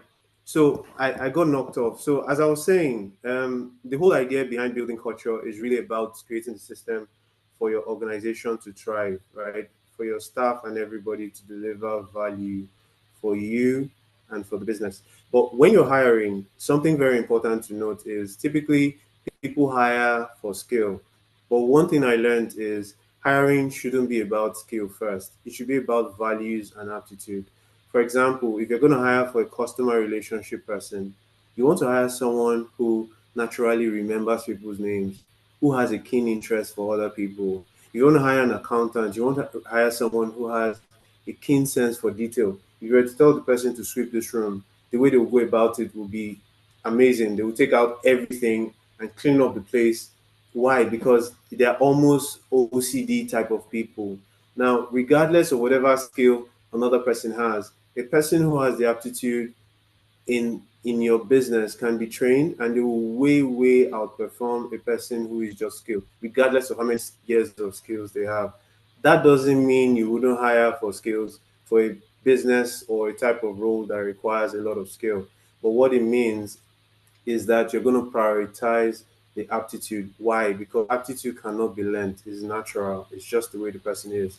And once you're able to do all of this, what this helps you do is you can now release authority to the people, to be able to run the business in your absence. Because in the end, if your business is one that you have to stay there every day, it's not a business, it's just a job, right? So the day it becomes a business is the day people in your business can start making decisions. They can start following those processes we talked about. They can start following your SOPs. They can make decisions in your absence, and you're sure that the business is going to run because it's built to scale. Now, we're going to talk very briefly about financial stewardship. It's really about knowing your numbers. So I'm not going to spend a lot of time talking to you about the details of finances. A lot of us here on the call already know that. But I'm going to particularly focus on something that is a bit different from that, is understanding what your leading indicators for your business is. I have a snapshot here from some of our businesses that we have run. And one of them is a CRM report, as you can see on the left. You'll notice that on a week by week basis, we're tracking things like number of clients served, how many new clients did we have for that week? Where did these new clients come from? Was it from referrals? Was it from ads? Was it from somewhere else? How many of our customers had repeat purchases? And for those ones that had repeat purchases, when did they have the repeat purchases? How often? Did you have any critical feedback for that week? Now, why is all of this important? Is because without these metrics, you're pretty much flying blind. It's just like flying a plane and you don't have a direction, right? So without understanding your metrics, you really don't know what's happening in your business, and you're going to be making decisions very slowly.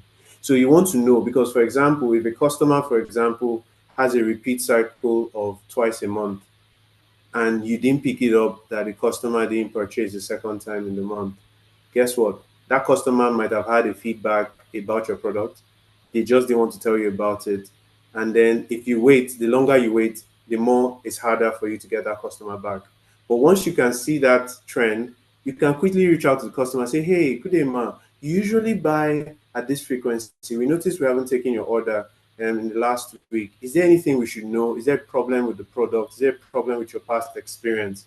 Now, what that does is it secures you in the mind of your customer. So the customer understands that you're on top of it and you're really interested in what is interesting to them, right? And that is the key, because once you have gotten to the point where you have a product that works, you rave about your customers and they think you're remarkable, and then you get to the point where you have all the systems and processes running, your team is excellent, you have the best culture possible. Now this is the point where you're able to get the metrics together. So when you're sitting in one beautiful beach somewhere in one island that you can't pronounce, and you're looking at your iPad, these are the numbers you're going to be looking at, and you know that your business is running very smoothly.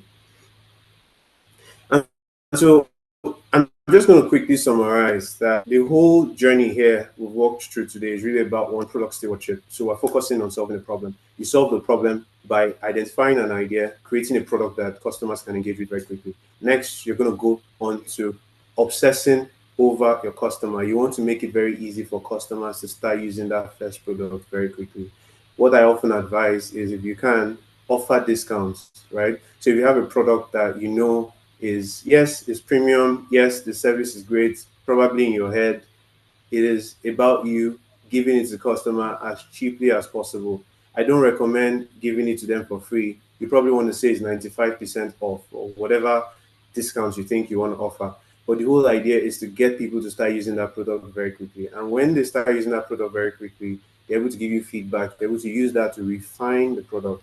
And now once you do that, you know your product works. You want to document that product process, that thing that helped you deliver that product that people say they now like.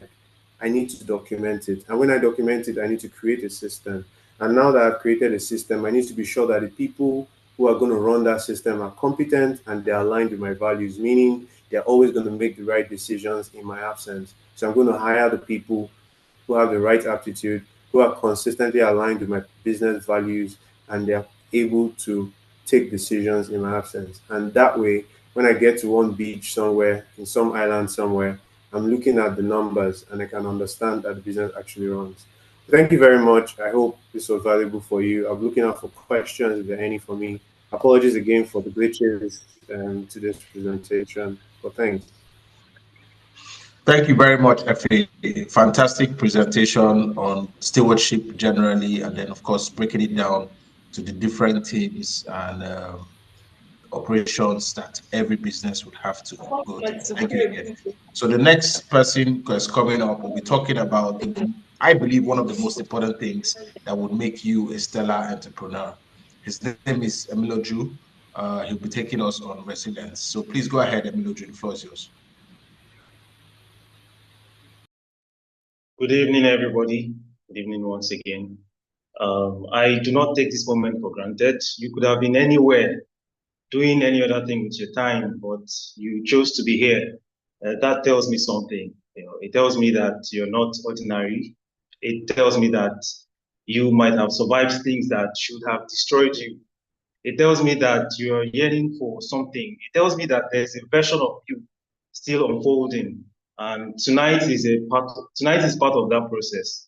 What we're dealing with tonight is not theory. We're talking about a force, a power, a decision, fire in your bones that keep you moving when your legs are tired, when your heart is broken and your mind is confused. We're talking about resilience. And I have to say this now. If your life has been easy, if your journey has been smooth, if doors just opened for you at hello, God bless you, but this session may not be for you.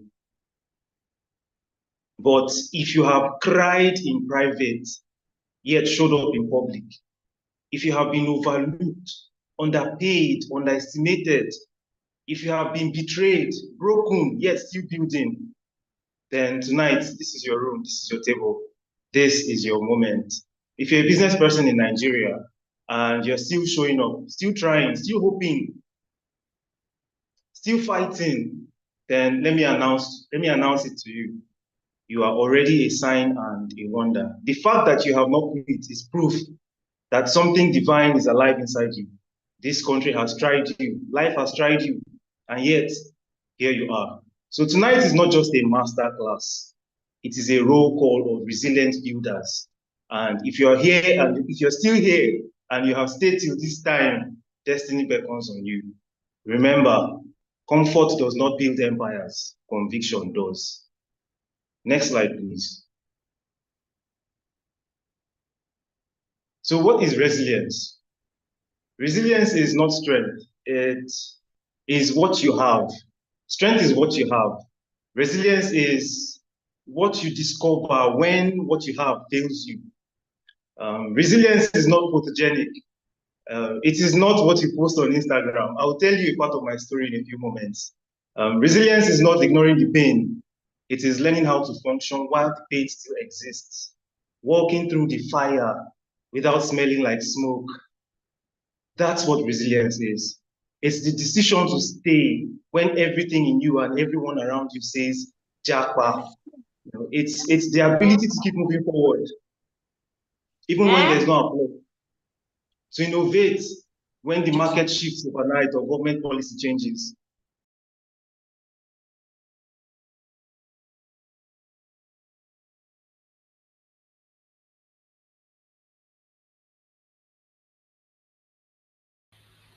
Emiloju, you're muted. The mic is muted, please.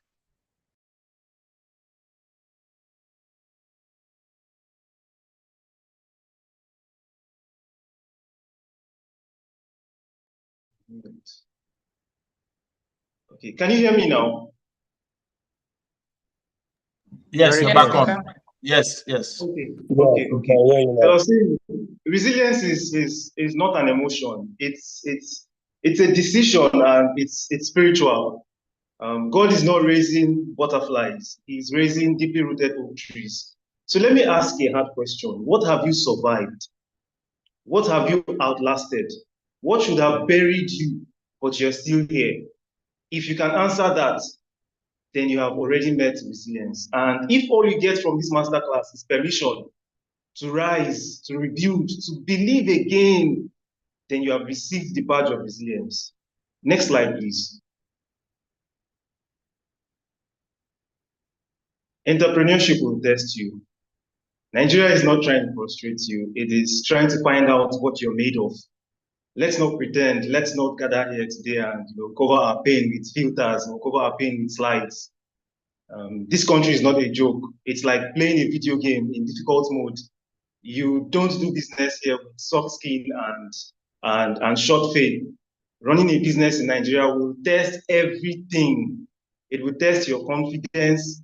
It will test your capital, your character, your convictions. And I'm going to say with my full chest, doing business in Nigeria is not just entrepreneurship. It is spiritual warfare with spreadsheets, strategy, and logistics. But if you must thrive here, then you must understand that Nigeria is not a system you fight. It's a reality you master. You must master how to build with broken bricks, design with limited tools, sell to people with shrinking pockets, lead staff, lead people who have trauma, and they transfer it to your office. And you must do it with joy, with courage, with faith. Why? Because the world is not waiting for perfect people or perfect businesses. It is waiting for resilient builders. The Bible says, if you faint in the day of adversity, your strength is weak. Another version says, if you fall to pieces in a crisis, there wasn't much to you in the first place. I can say this boldly, some of the most resilient creative minds on earth are Nigerians, because we don't wait for perfect conditions, we create them. And you are one of those people. Next slide, please. So, vetting and building my business, MSPEC. Everyone claps for success, but very few can survive the pain, the self-doubt, and the suffering that came before it. Many years ago, right after school, I got a job working in a bank. I've shared my story, a bit of my story. I was comfortable. There was money. I was so good at the job that I was made to manage 2 cash offices, but there was no job satisfaction. And after the day's work, tired, I asked myself how long I would continue doing the same thing. I was bored. I was sick and tired of the monotonous, asking customers to write their names, address, phone number, and sign twice. Next customer, please. Every single day. So one beautiful afternoon, I tendered my resignation letter. No lifelines, no options. I just quit. It was a rash decision. Many people called me crazy, but I knew I was made for more. I was idle, baking and cooking. Friends and neighbors would come to my apartment. I was enjoying their company, cooking and baking, and they were having fun. This continued for several months, till a friend drew my attention to how good my cooking and baking was compared to what was being sold out there. He said I was wasting my talent. I can never forget. And me, you are wasting your talent. His words lingered on the canvas of my mind, and like an enzyme, it eventually became a catalyst for action. By the end of the 3rd month, my savings were almost completely gone. I looked at my phone. No alert for me. I was used to 30 days make one pay. In fact, it was 24 days working in the bank. Nobody told me. I found purpose along the line, and my business hemisphere was born in my living room not long after that. Next slide, please. So I'll tell you about one of the darkest seasons in my life, and just be vulnerable with you, because too many people want to look like success without paying the price for it. From the pictures, it was a year of contradictions. Outside, people were clapping for me. Inside, I was bleeding. I was being invited to speak on platforms. baking the best cakes in Port Harcourt, supplying supermarkets and offices my branded chin chin, catering to small groups, delivering small chops to events and parties. But behind the scene, my account was in red. My rent was threatening to disgrace me. I organized the first free food tasting event in Port Harcourt, which was to be the location of my restaurant. Long story short, I spent money I did not have. I even got support from good friends, but at the end of the day, it all seemed like a waste because I did not get any approval to use that space as my restaurant. It was painful. There's a kind of pain that doesn't just touch your pocket, it touches your purpose. And I was there. I was questioning everything. Did I make a mistake by resigning from my bank job? Should I abandon this entrepreneurship thing and dust my CV again? I knew there was more to catering, to baking, delivering cakes, small jobs, and all of that. And I wanted to do it on a much bigger scale. But like the viral phrase on social media, poverty sat me down and said, I will unalive you in this town. I carried my bag around to Lagos to rest. First, let me rest. I was tired, not from work or from the pain. I had done all I knew, prayed, planned, posted on social media, said, but the results were inconsistent. The clients were far and in between. The funds were insufficient. I'm grateful to God that I did not quit, but only rested. One of my mentors told me, the moment you want to quit is always the moment right before something breaks open.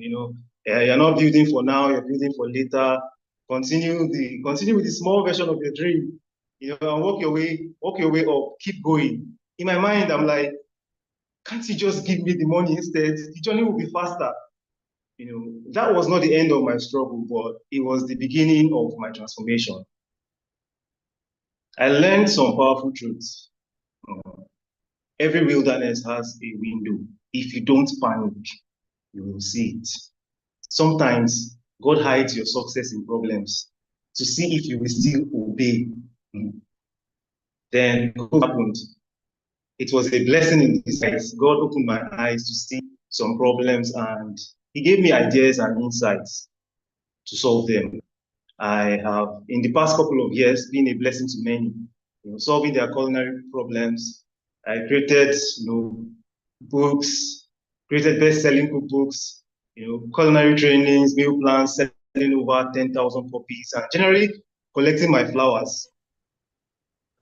Right now, I'm living in the dream I once had, in the period when my mentor advised me to start small and work my way to the top. The only thing is, now the dream is way bigger and I'm still working, building and positioning my business and my brand, Hemisphere, as an industrial catering company. And with that comes new mountains to conquer, new challenges. How do I get the right staff who are both faithful and fruitful? There's the anxiety over handing over certain responsibilities, which I have always handled for years, even though it's necessary for growth. Talking about resources, if you have all the resources, financial, material, and human connection, by your physical efforts, to establish your dreams and fulfill purpose, then God is not in it. There is always a God-sized vacuum. I've learned that sometimes the proof of calling or the proof of purpose is not the crowd or the applause, it's the crushing. If you have ever stood on that edge, if you are standing there now, this is your word. Keep going. You are not crazy. You are called. The pain that tried to bury you is about to become the platform you will preach from. The delay does not mean denial. The fact that it is hard right now doesn't mean you're on the wrong path. Sometimes it means you're exactly where you should be. Keep going.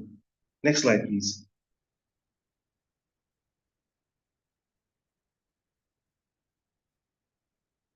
The difference between those who rise and those who rust is not talent. It is discipline, clarity, and spiritual intelligence. Choose grit over glamour. These are some of the things that an entrepreneur should take seriously. Choose greed over glamour.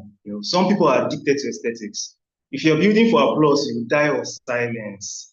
Resilient entrepreneurs are not addicted to looking busy.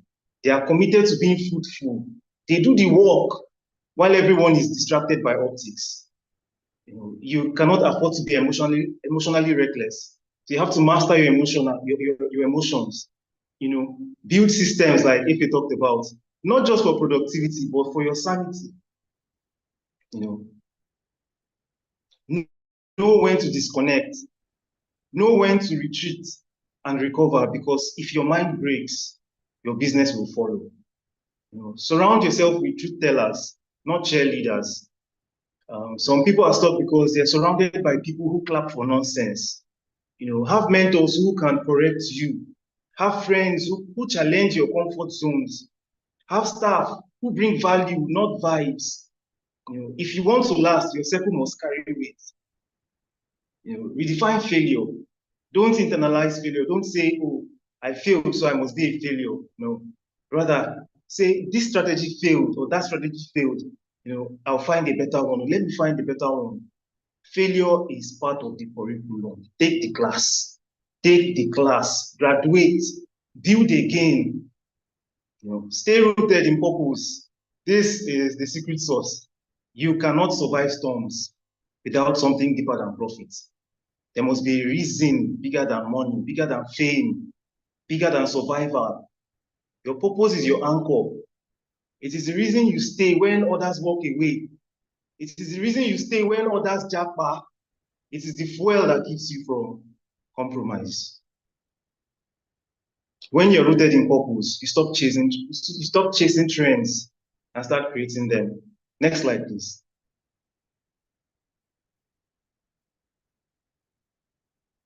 Here are some practical systems that hold you up. You don't rise by fire alone. You rise by structure. Even miracles need management. Let's be honest. Many of us were taught to pray, but not to plan.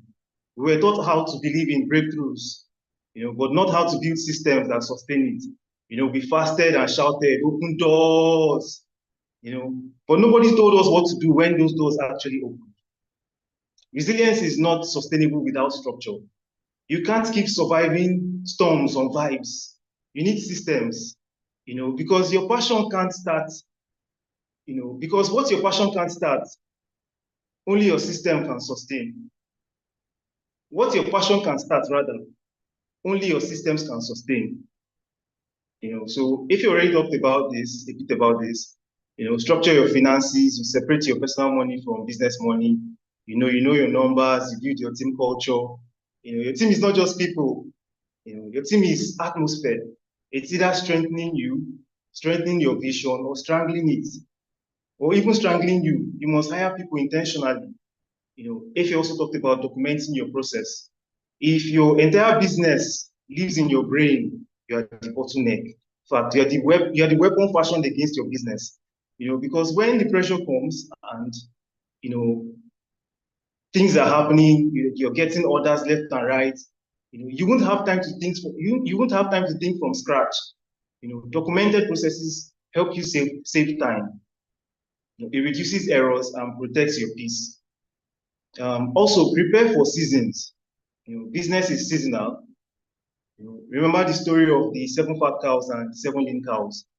The resilient builder plans like Joseph in Egypt. He stores in the fat years, so he doesn't panic in famine. Plan ahead. Stop eating everything in harvest season. Create buffers. Plan cash reserves. Build products that give you recurring income, and also build long-term fruitful relationships. Next slide, please.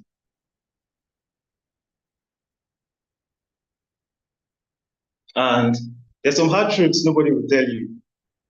Sometimes the truth doesn't just set you free. First, it offends you, then it breaks you, then it builds you, then finally it frees you. Let's talk real, the hard truths. The kind nobody tells you when you're registering your business with CAC. You will be misunderstood a lot. Most people are not even thinking about you. Success won't automatically heal you. getting that six-figure deal, launching that course, buying that car, opening that second location, none of those things will fix your insecurity. If you don't heal before success comes, success will just magnify your brokenness. You might not blow, at least not the way you thought. You may never go viral. In fact, you may never have 1 million followers. You may never trend on Twitter or X. And guess what? That's okay, because your impact is not in vanity metrics. It's in your obedience. If all God needs you to do is change 50 or say 500 lives in your lifetime, will you be content with that? Resilience is not about being seen, it's about being faithful. You will want to quit more than once, and I was there. The urge to quit doesn't mean you're weak. It means you're human. What matters is not that the thought comes. What matters is what you do with those thoughts. You may cry, you may scream, you may even be thinking about closing shop, packing your bag. But if you wake up tomorrow and still put your hands back on the plow, then you're stronger than you think. Next slide, please.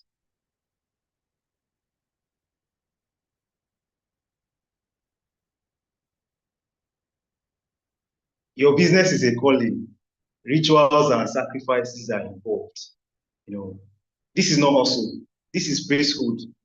This is not commerce. This is calling. You're a priest in the marketplace, and there are sacrifices involved every day. Every calling has a cost. You will lose sleep, you will lose money, you will lose friends who don't even understand the vision or the burden you carry.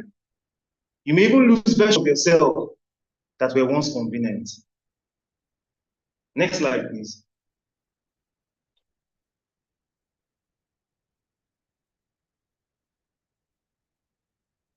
Some sacred habits must become your way of life. The first is solitude. Not every answer is in the meeting. Sometimes the strategy is found in silence, when you're all by yourself, alone to yourself. Clarity rituals, weekly reviews, monthly reflections, audits, vision audits, prayer. You must stay aligned with purpose. Sacrificial giving. So where you're growing, invest in things and people that stretch your capacity as an entrepreneur. Excellence as worship. Don't just do it for results. Don't just do business for results, money or profit. Do it as an offering. Let your execution honor God. Rest and replenishment. And this is an area I'm working on myself. You're not a machine. Even Jesus took naps. Even God, Baba God, rested on the seventh day. So find your rhythm. Your business is not just what you do. It is who you serve and how you obey. And for this kind, rituals and sacrifices will always be required. Next slide, please.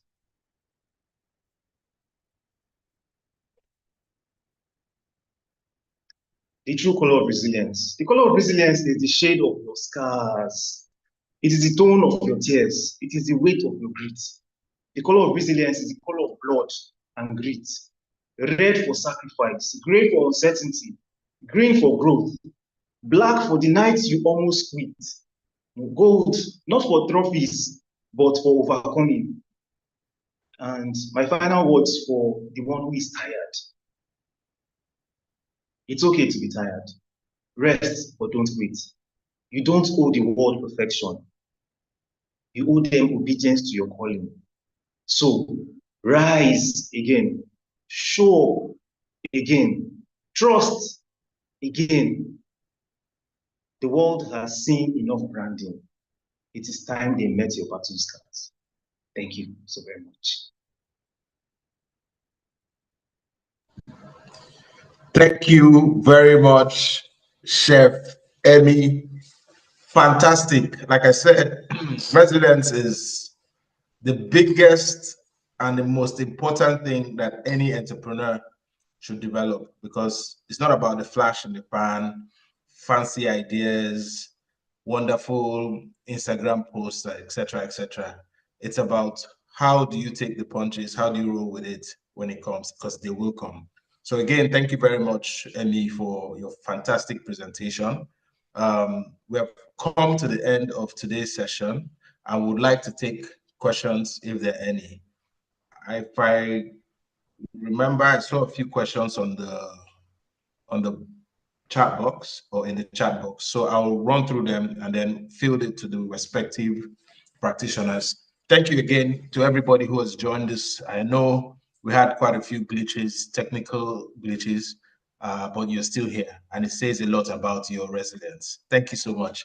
All right, let's go for questions. Al, I think the first question was for you.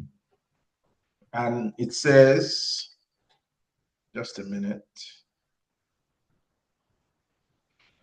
This was from Choma. How do I even conceive the idea to become an entrepreneur? I always feel overwhelmed thinking about entrepreneurship. Is there a platform to see ideas and partner with people that think like me to start something? So Al, please unmute and give it a shot. Hi, Chama. Thank you for the question. So I'll say the first step is if you can articulate your interests, the things that you like doing, and also the circle. Who are the people around you and what they're doing? And then one other question you can ask yourself is that if money wasn't a problem, what will you be doing happily without worrying about money? That's how you can also articulate what you'll be very passionate about. And then also we have recordings of diverse streams of income. So the New Kings is already a good community for you to check from. So if you go back to our replay, we'll share the link as well, Dominion Coach on YouTube. You would also see some other ideas. And if entrepreneurship scares you, you'll be able to articulate what exactly scares you about entrepreneurship, meaning that within you, you know why entrepreneurship scares you. So if you can also journal those thoughts as well, then everything will come together. It could be that you're afraid to do it alone. It could be that you're afraid of the capital. It could be that you're afraid of taking the responsibility by yourself. So all these fears, if you put them together, then you'll be able to find the points where you can either partner with someone or learn under somebody for a period of time and understand where your entrepreneurship journey would begin. So I advise you to go through those videos as well. And then also there's the internet. So if you're looking for ideas, Pinterest is your friend, AI is your friend, keep looking through. And then one other thing you can do is you can try different things and see which one that you feel that, but not by making large expenses. Thank God, FA already spoke about that. So go on the internet, search things that interest you, and see what business can come out of it, amongst the other things that I've mentioned. I hope that helps. Fantastic. Thank you so much, Al, for that. We'll take the next one. I think this was more like a general question, so I'll take that one. This is from Ojo Samuel Onimisi. Please advise, how can we follow up and implement without missing the details of what was shared by each speaker? A lot of values have been shared. Please help out on retain. I think it means retaining and implementation.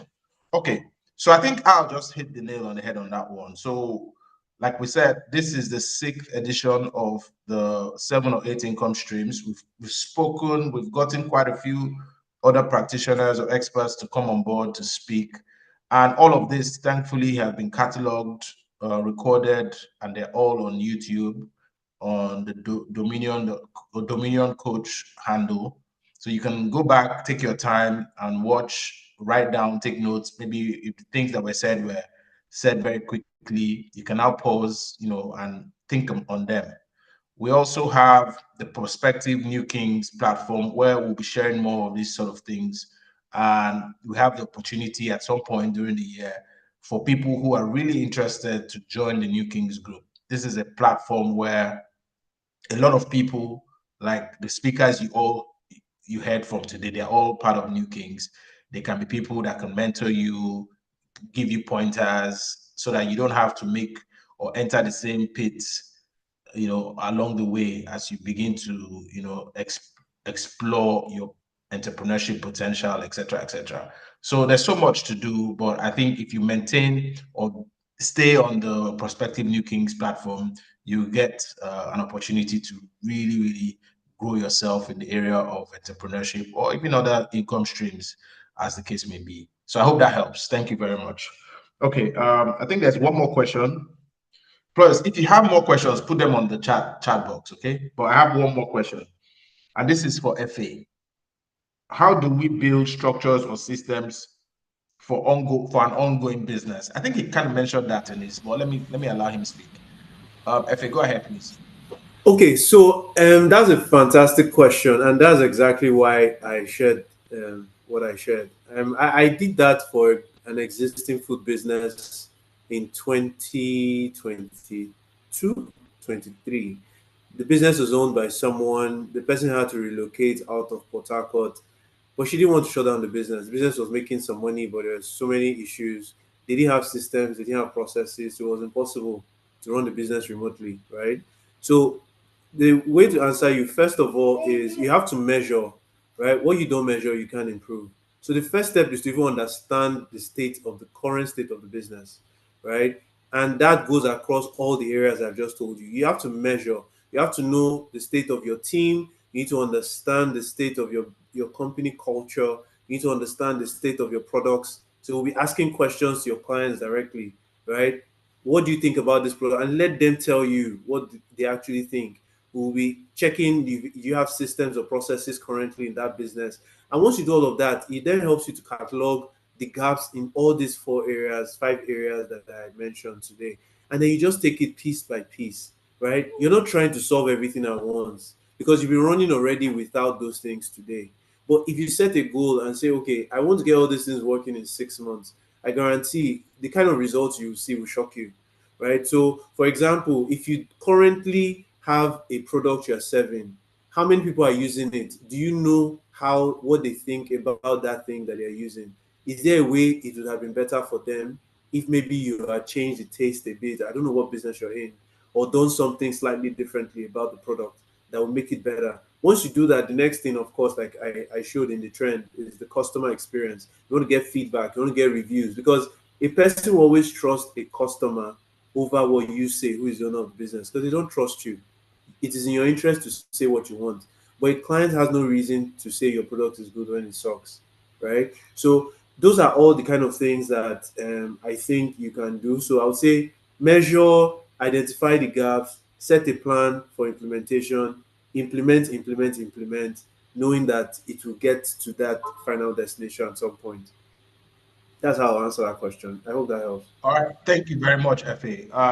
We've been getting a lot of flowers and handshakes and claps for Amy Miloju for a very real presentation about resilience. Well done, Amy.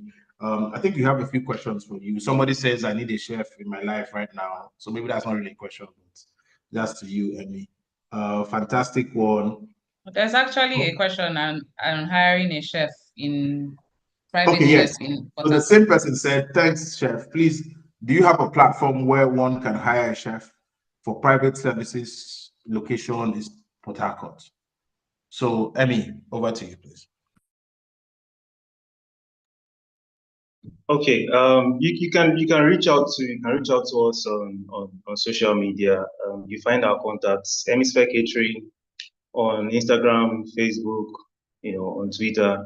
So just reach out to us, send us a message, and we'll take it up from there. Fantastic. Thank you very much. So reach out to Hemisphere on Instagram, Facebook, etc. Theo said, I would love to sing and would love to bring it into the education sector, but don't know how to go about it. Any advice? I think this is to Elsie. Elsie, if you can unmute and take this one. Okay, thank you so much, Theo, for your question. So yes, singing, music can be a strong tool for enhancing education, memory aid, emotional support, and all of that. So your question says you love to sing and you'd love to bring it into the educational sector. So I'm going to ask you, what kind of music exactly do you love to sing? And what kind of age grade are you looking at? For instance, is it the nursery age? Is it primary, intermediate?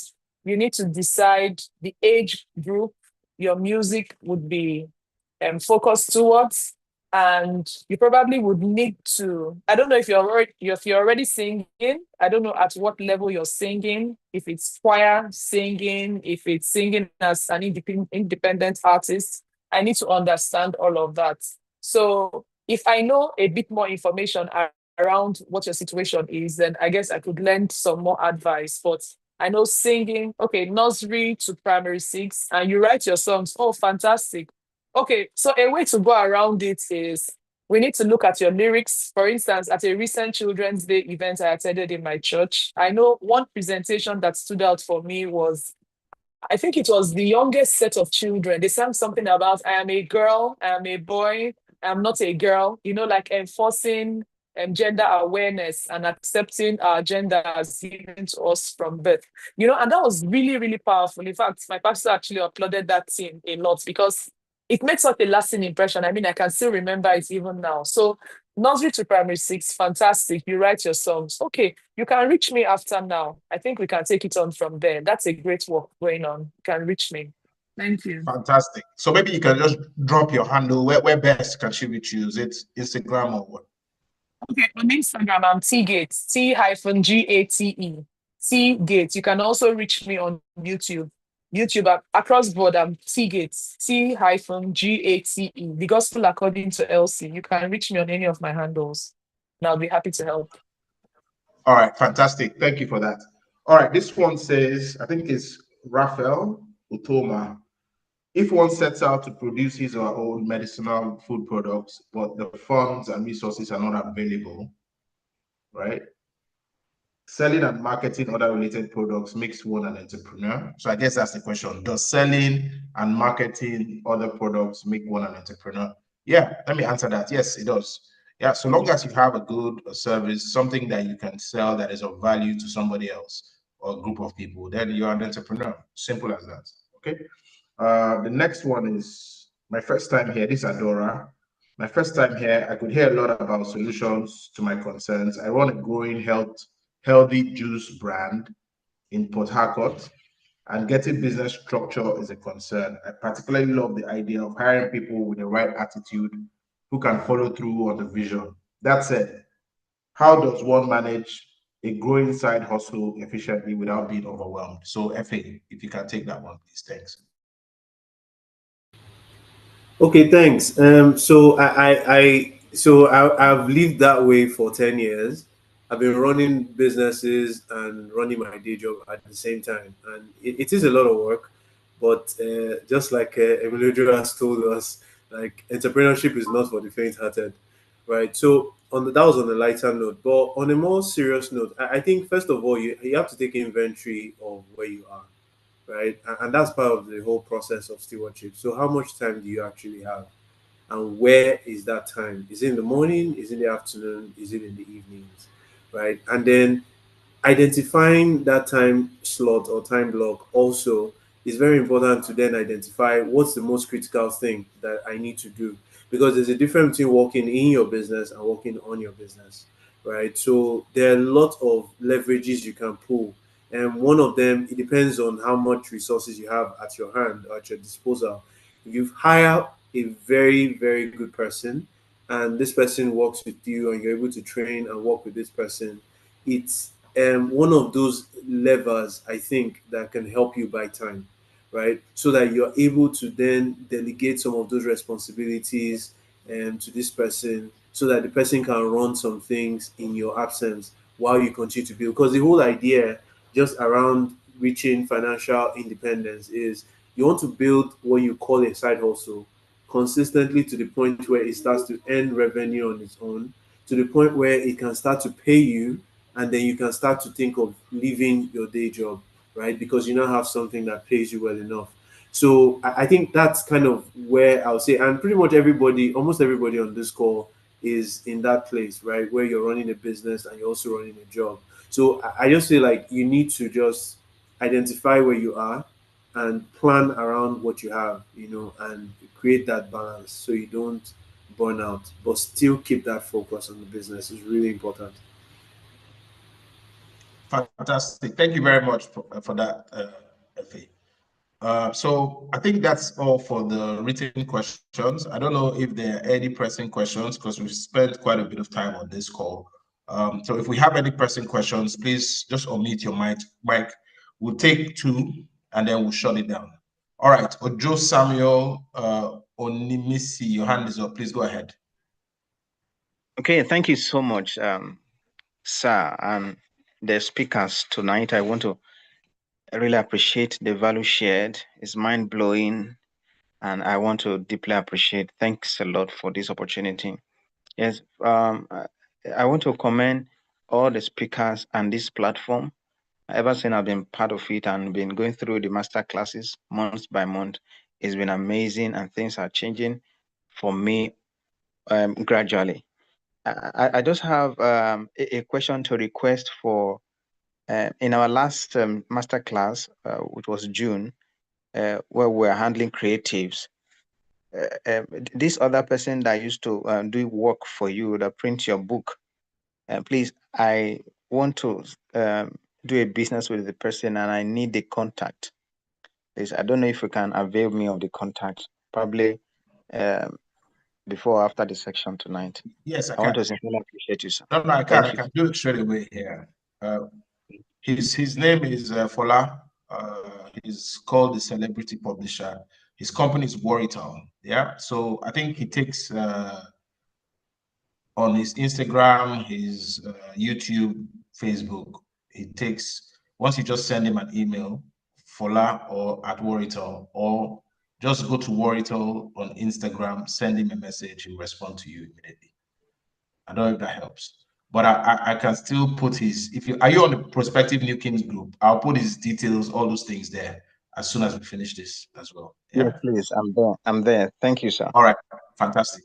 Okay. Any other takers? We have one more shot, one more person who would like to speak or ask a question before we shut it down.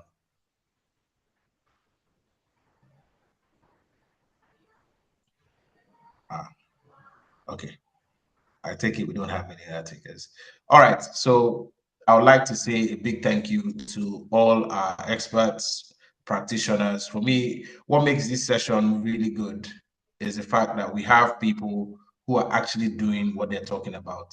You know, you go to a lot of conferences and it's oh, how to be a billionaire wife or billionaire husband or billionaire this or that. And these people are not even millionaires.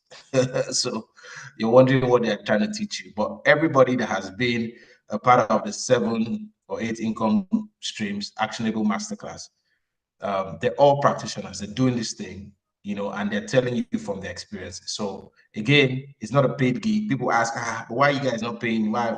And I look, we're doing it from the bottom of our heart because we believe we're living in the times where people need to begin to earn more, because as you can see, inflation is ravaging the country, and not just Nigeria, everywhere in the globe. And nobody's waiting for you. So if we have something we can share in the New Kings community, we believe in what we call paid forward. And that's what all these practitioners are doing. They're paying it forward. One thing you hear from this masterclass might be that thing that would spark or ignite your vision to go to your next level. And then as you do, I only ask you to pay it forward to somebody else. Okay, so with that, I would like to bring this session to a close. Thank you for your time. Thank you for your patience. I know we had a lot of glitches today, but we'll do better in our next offering. So with that, good night to everybody. And thank you once again for being part of this session.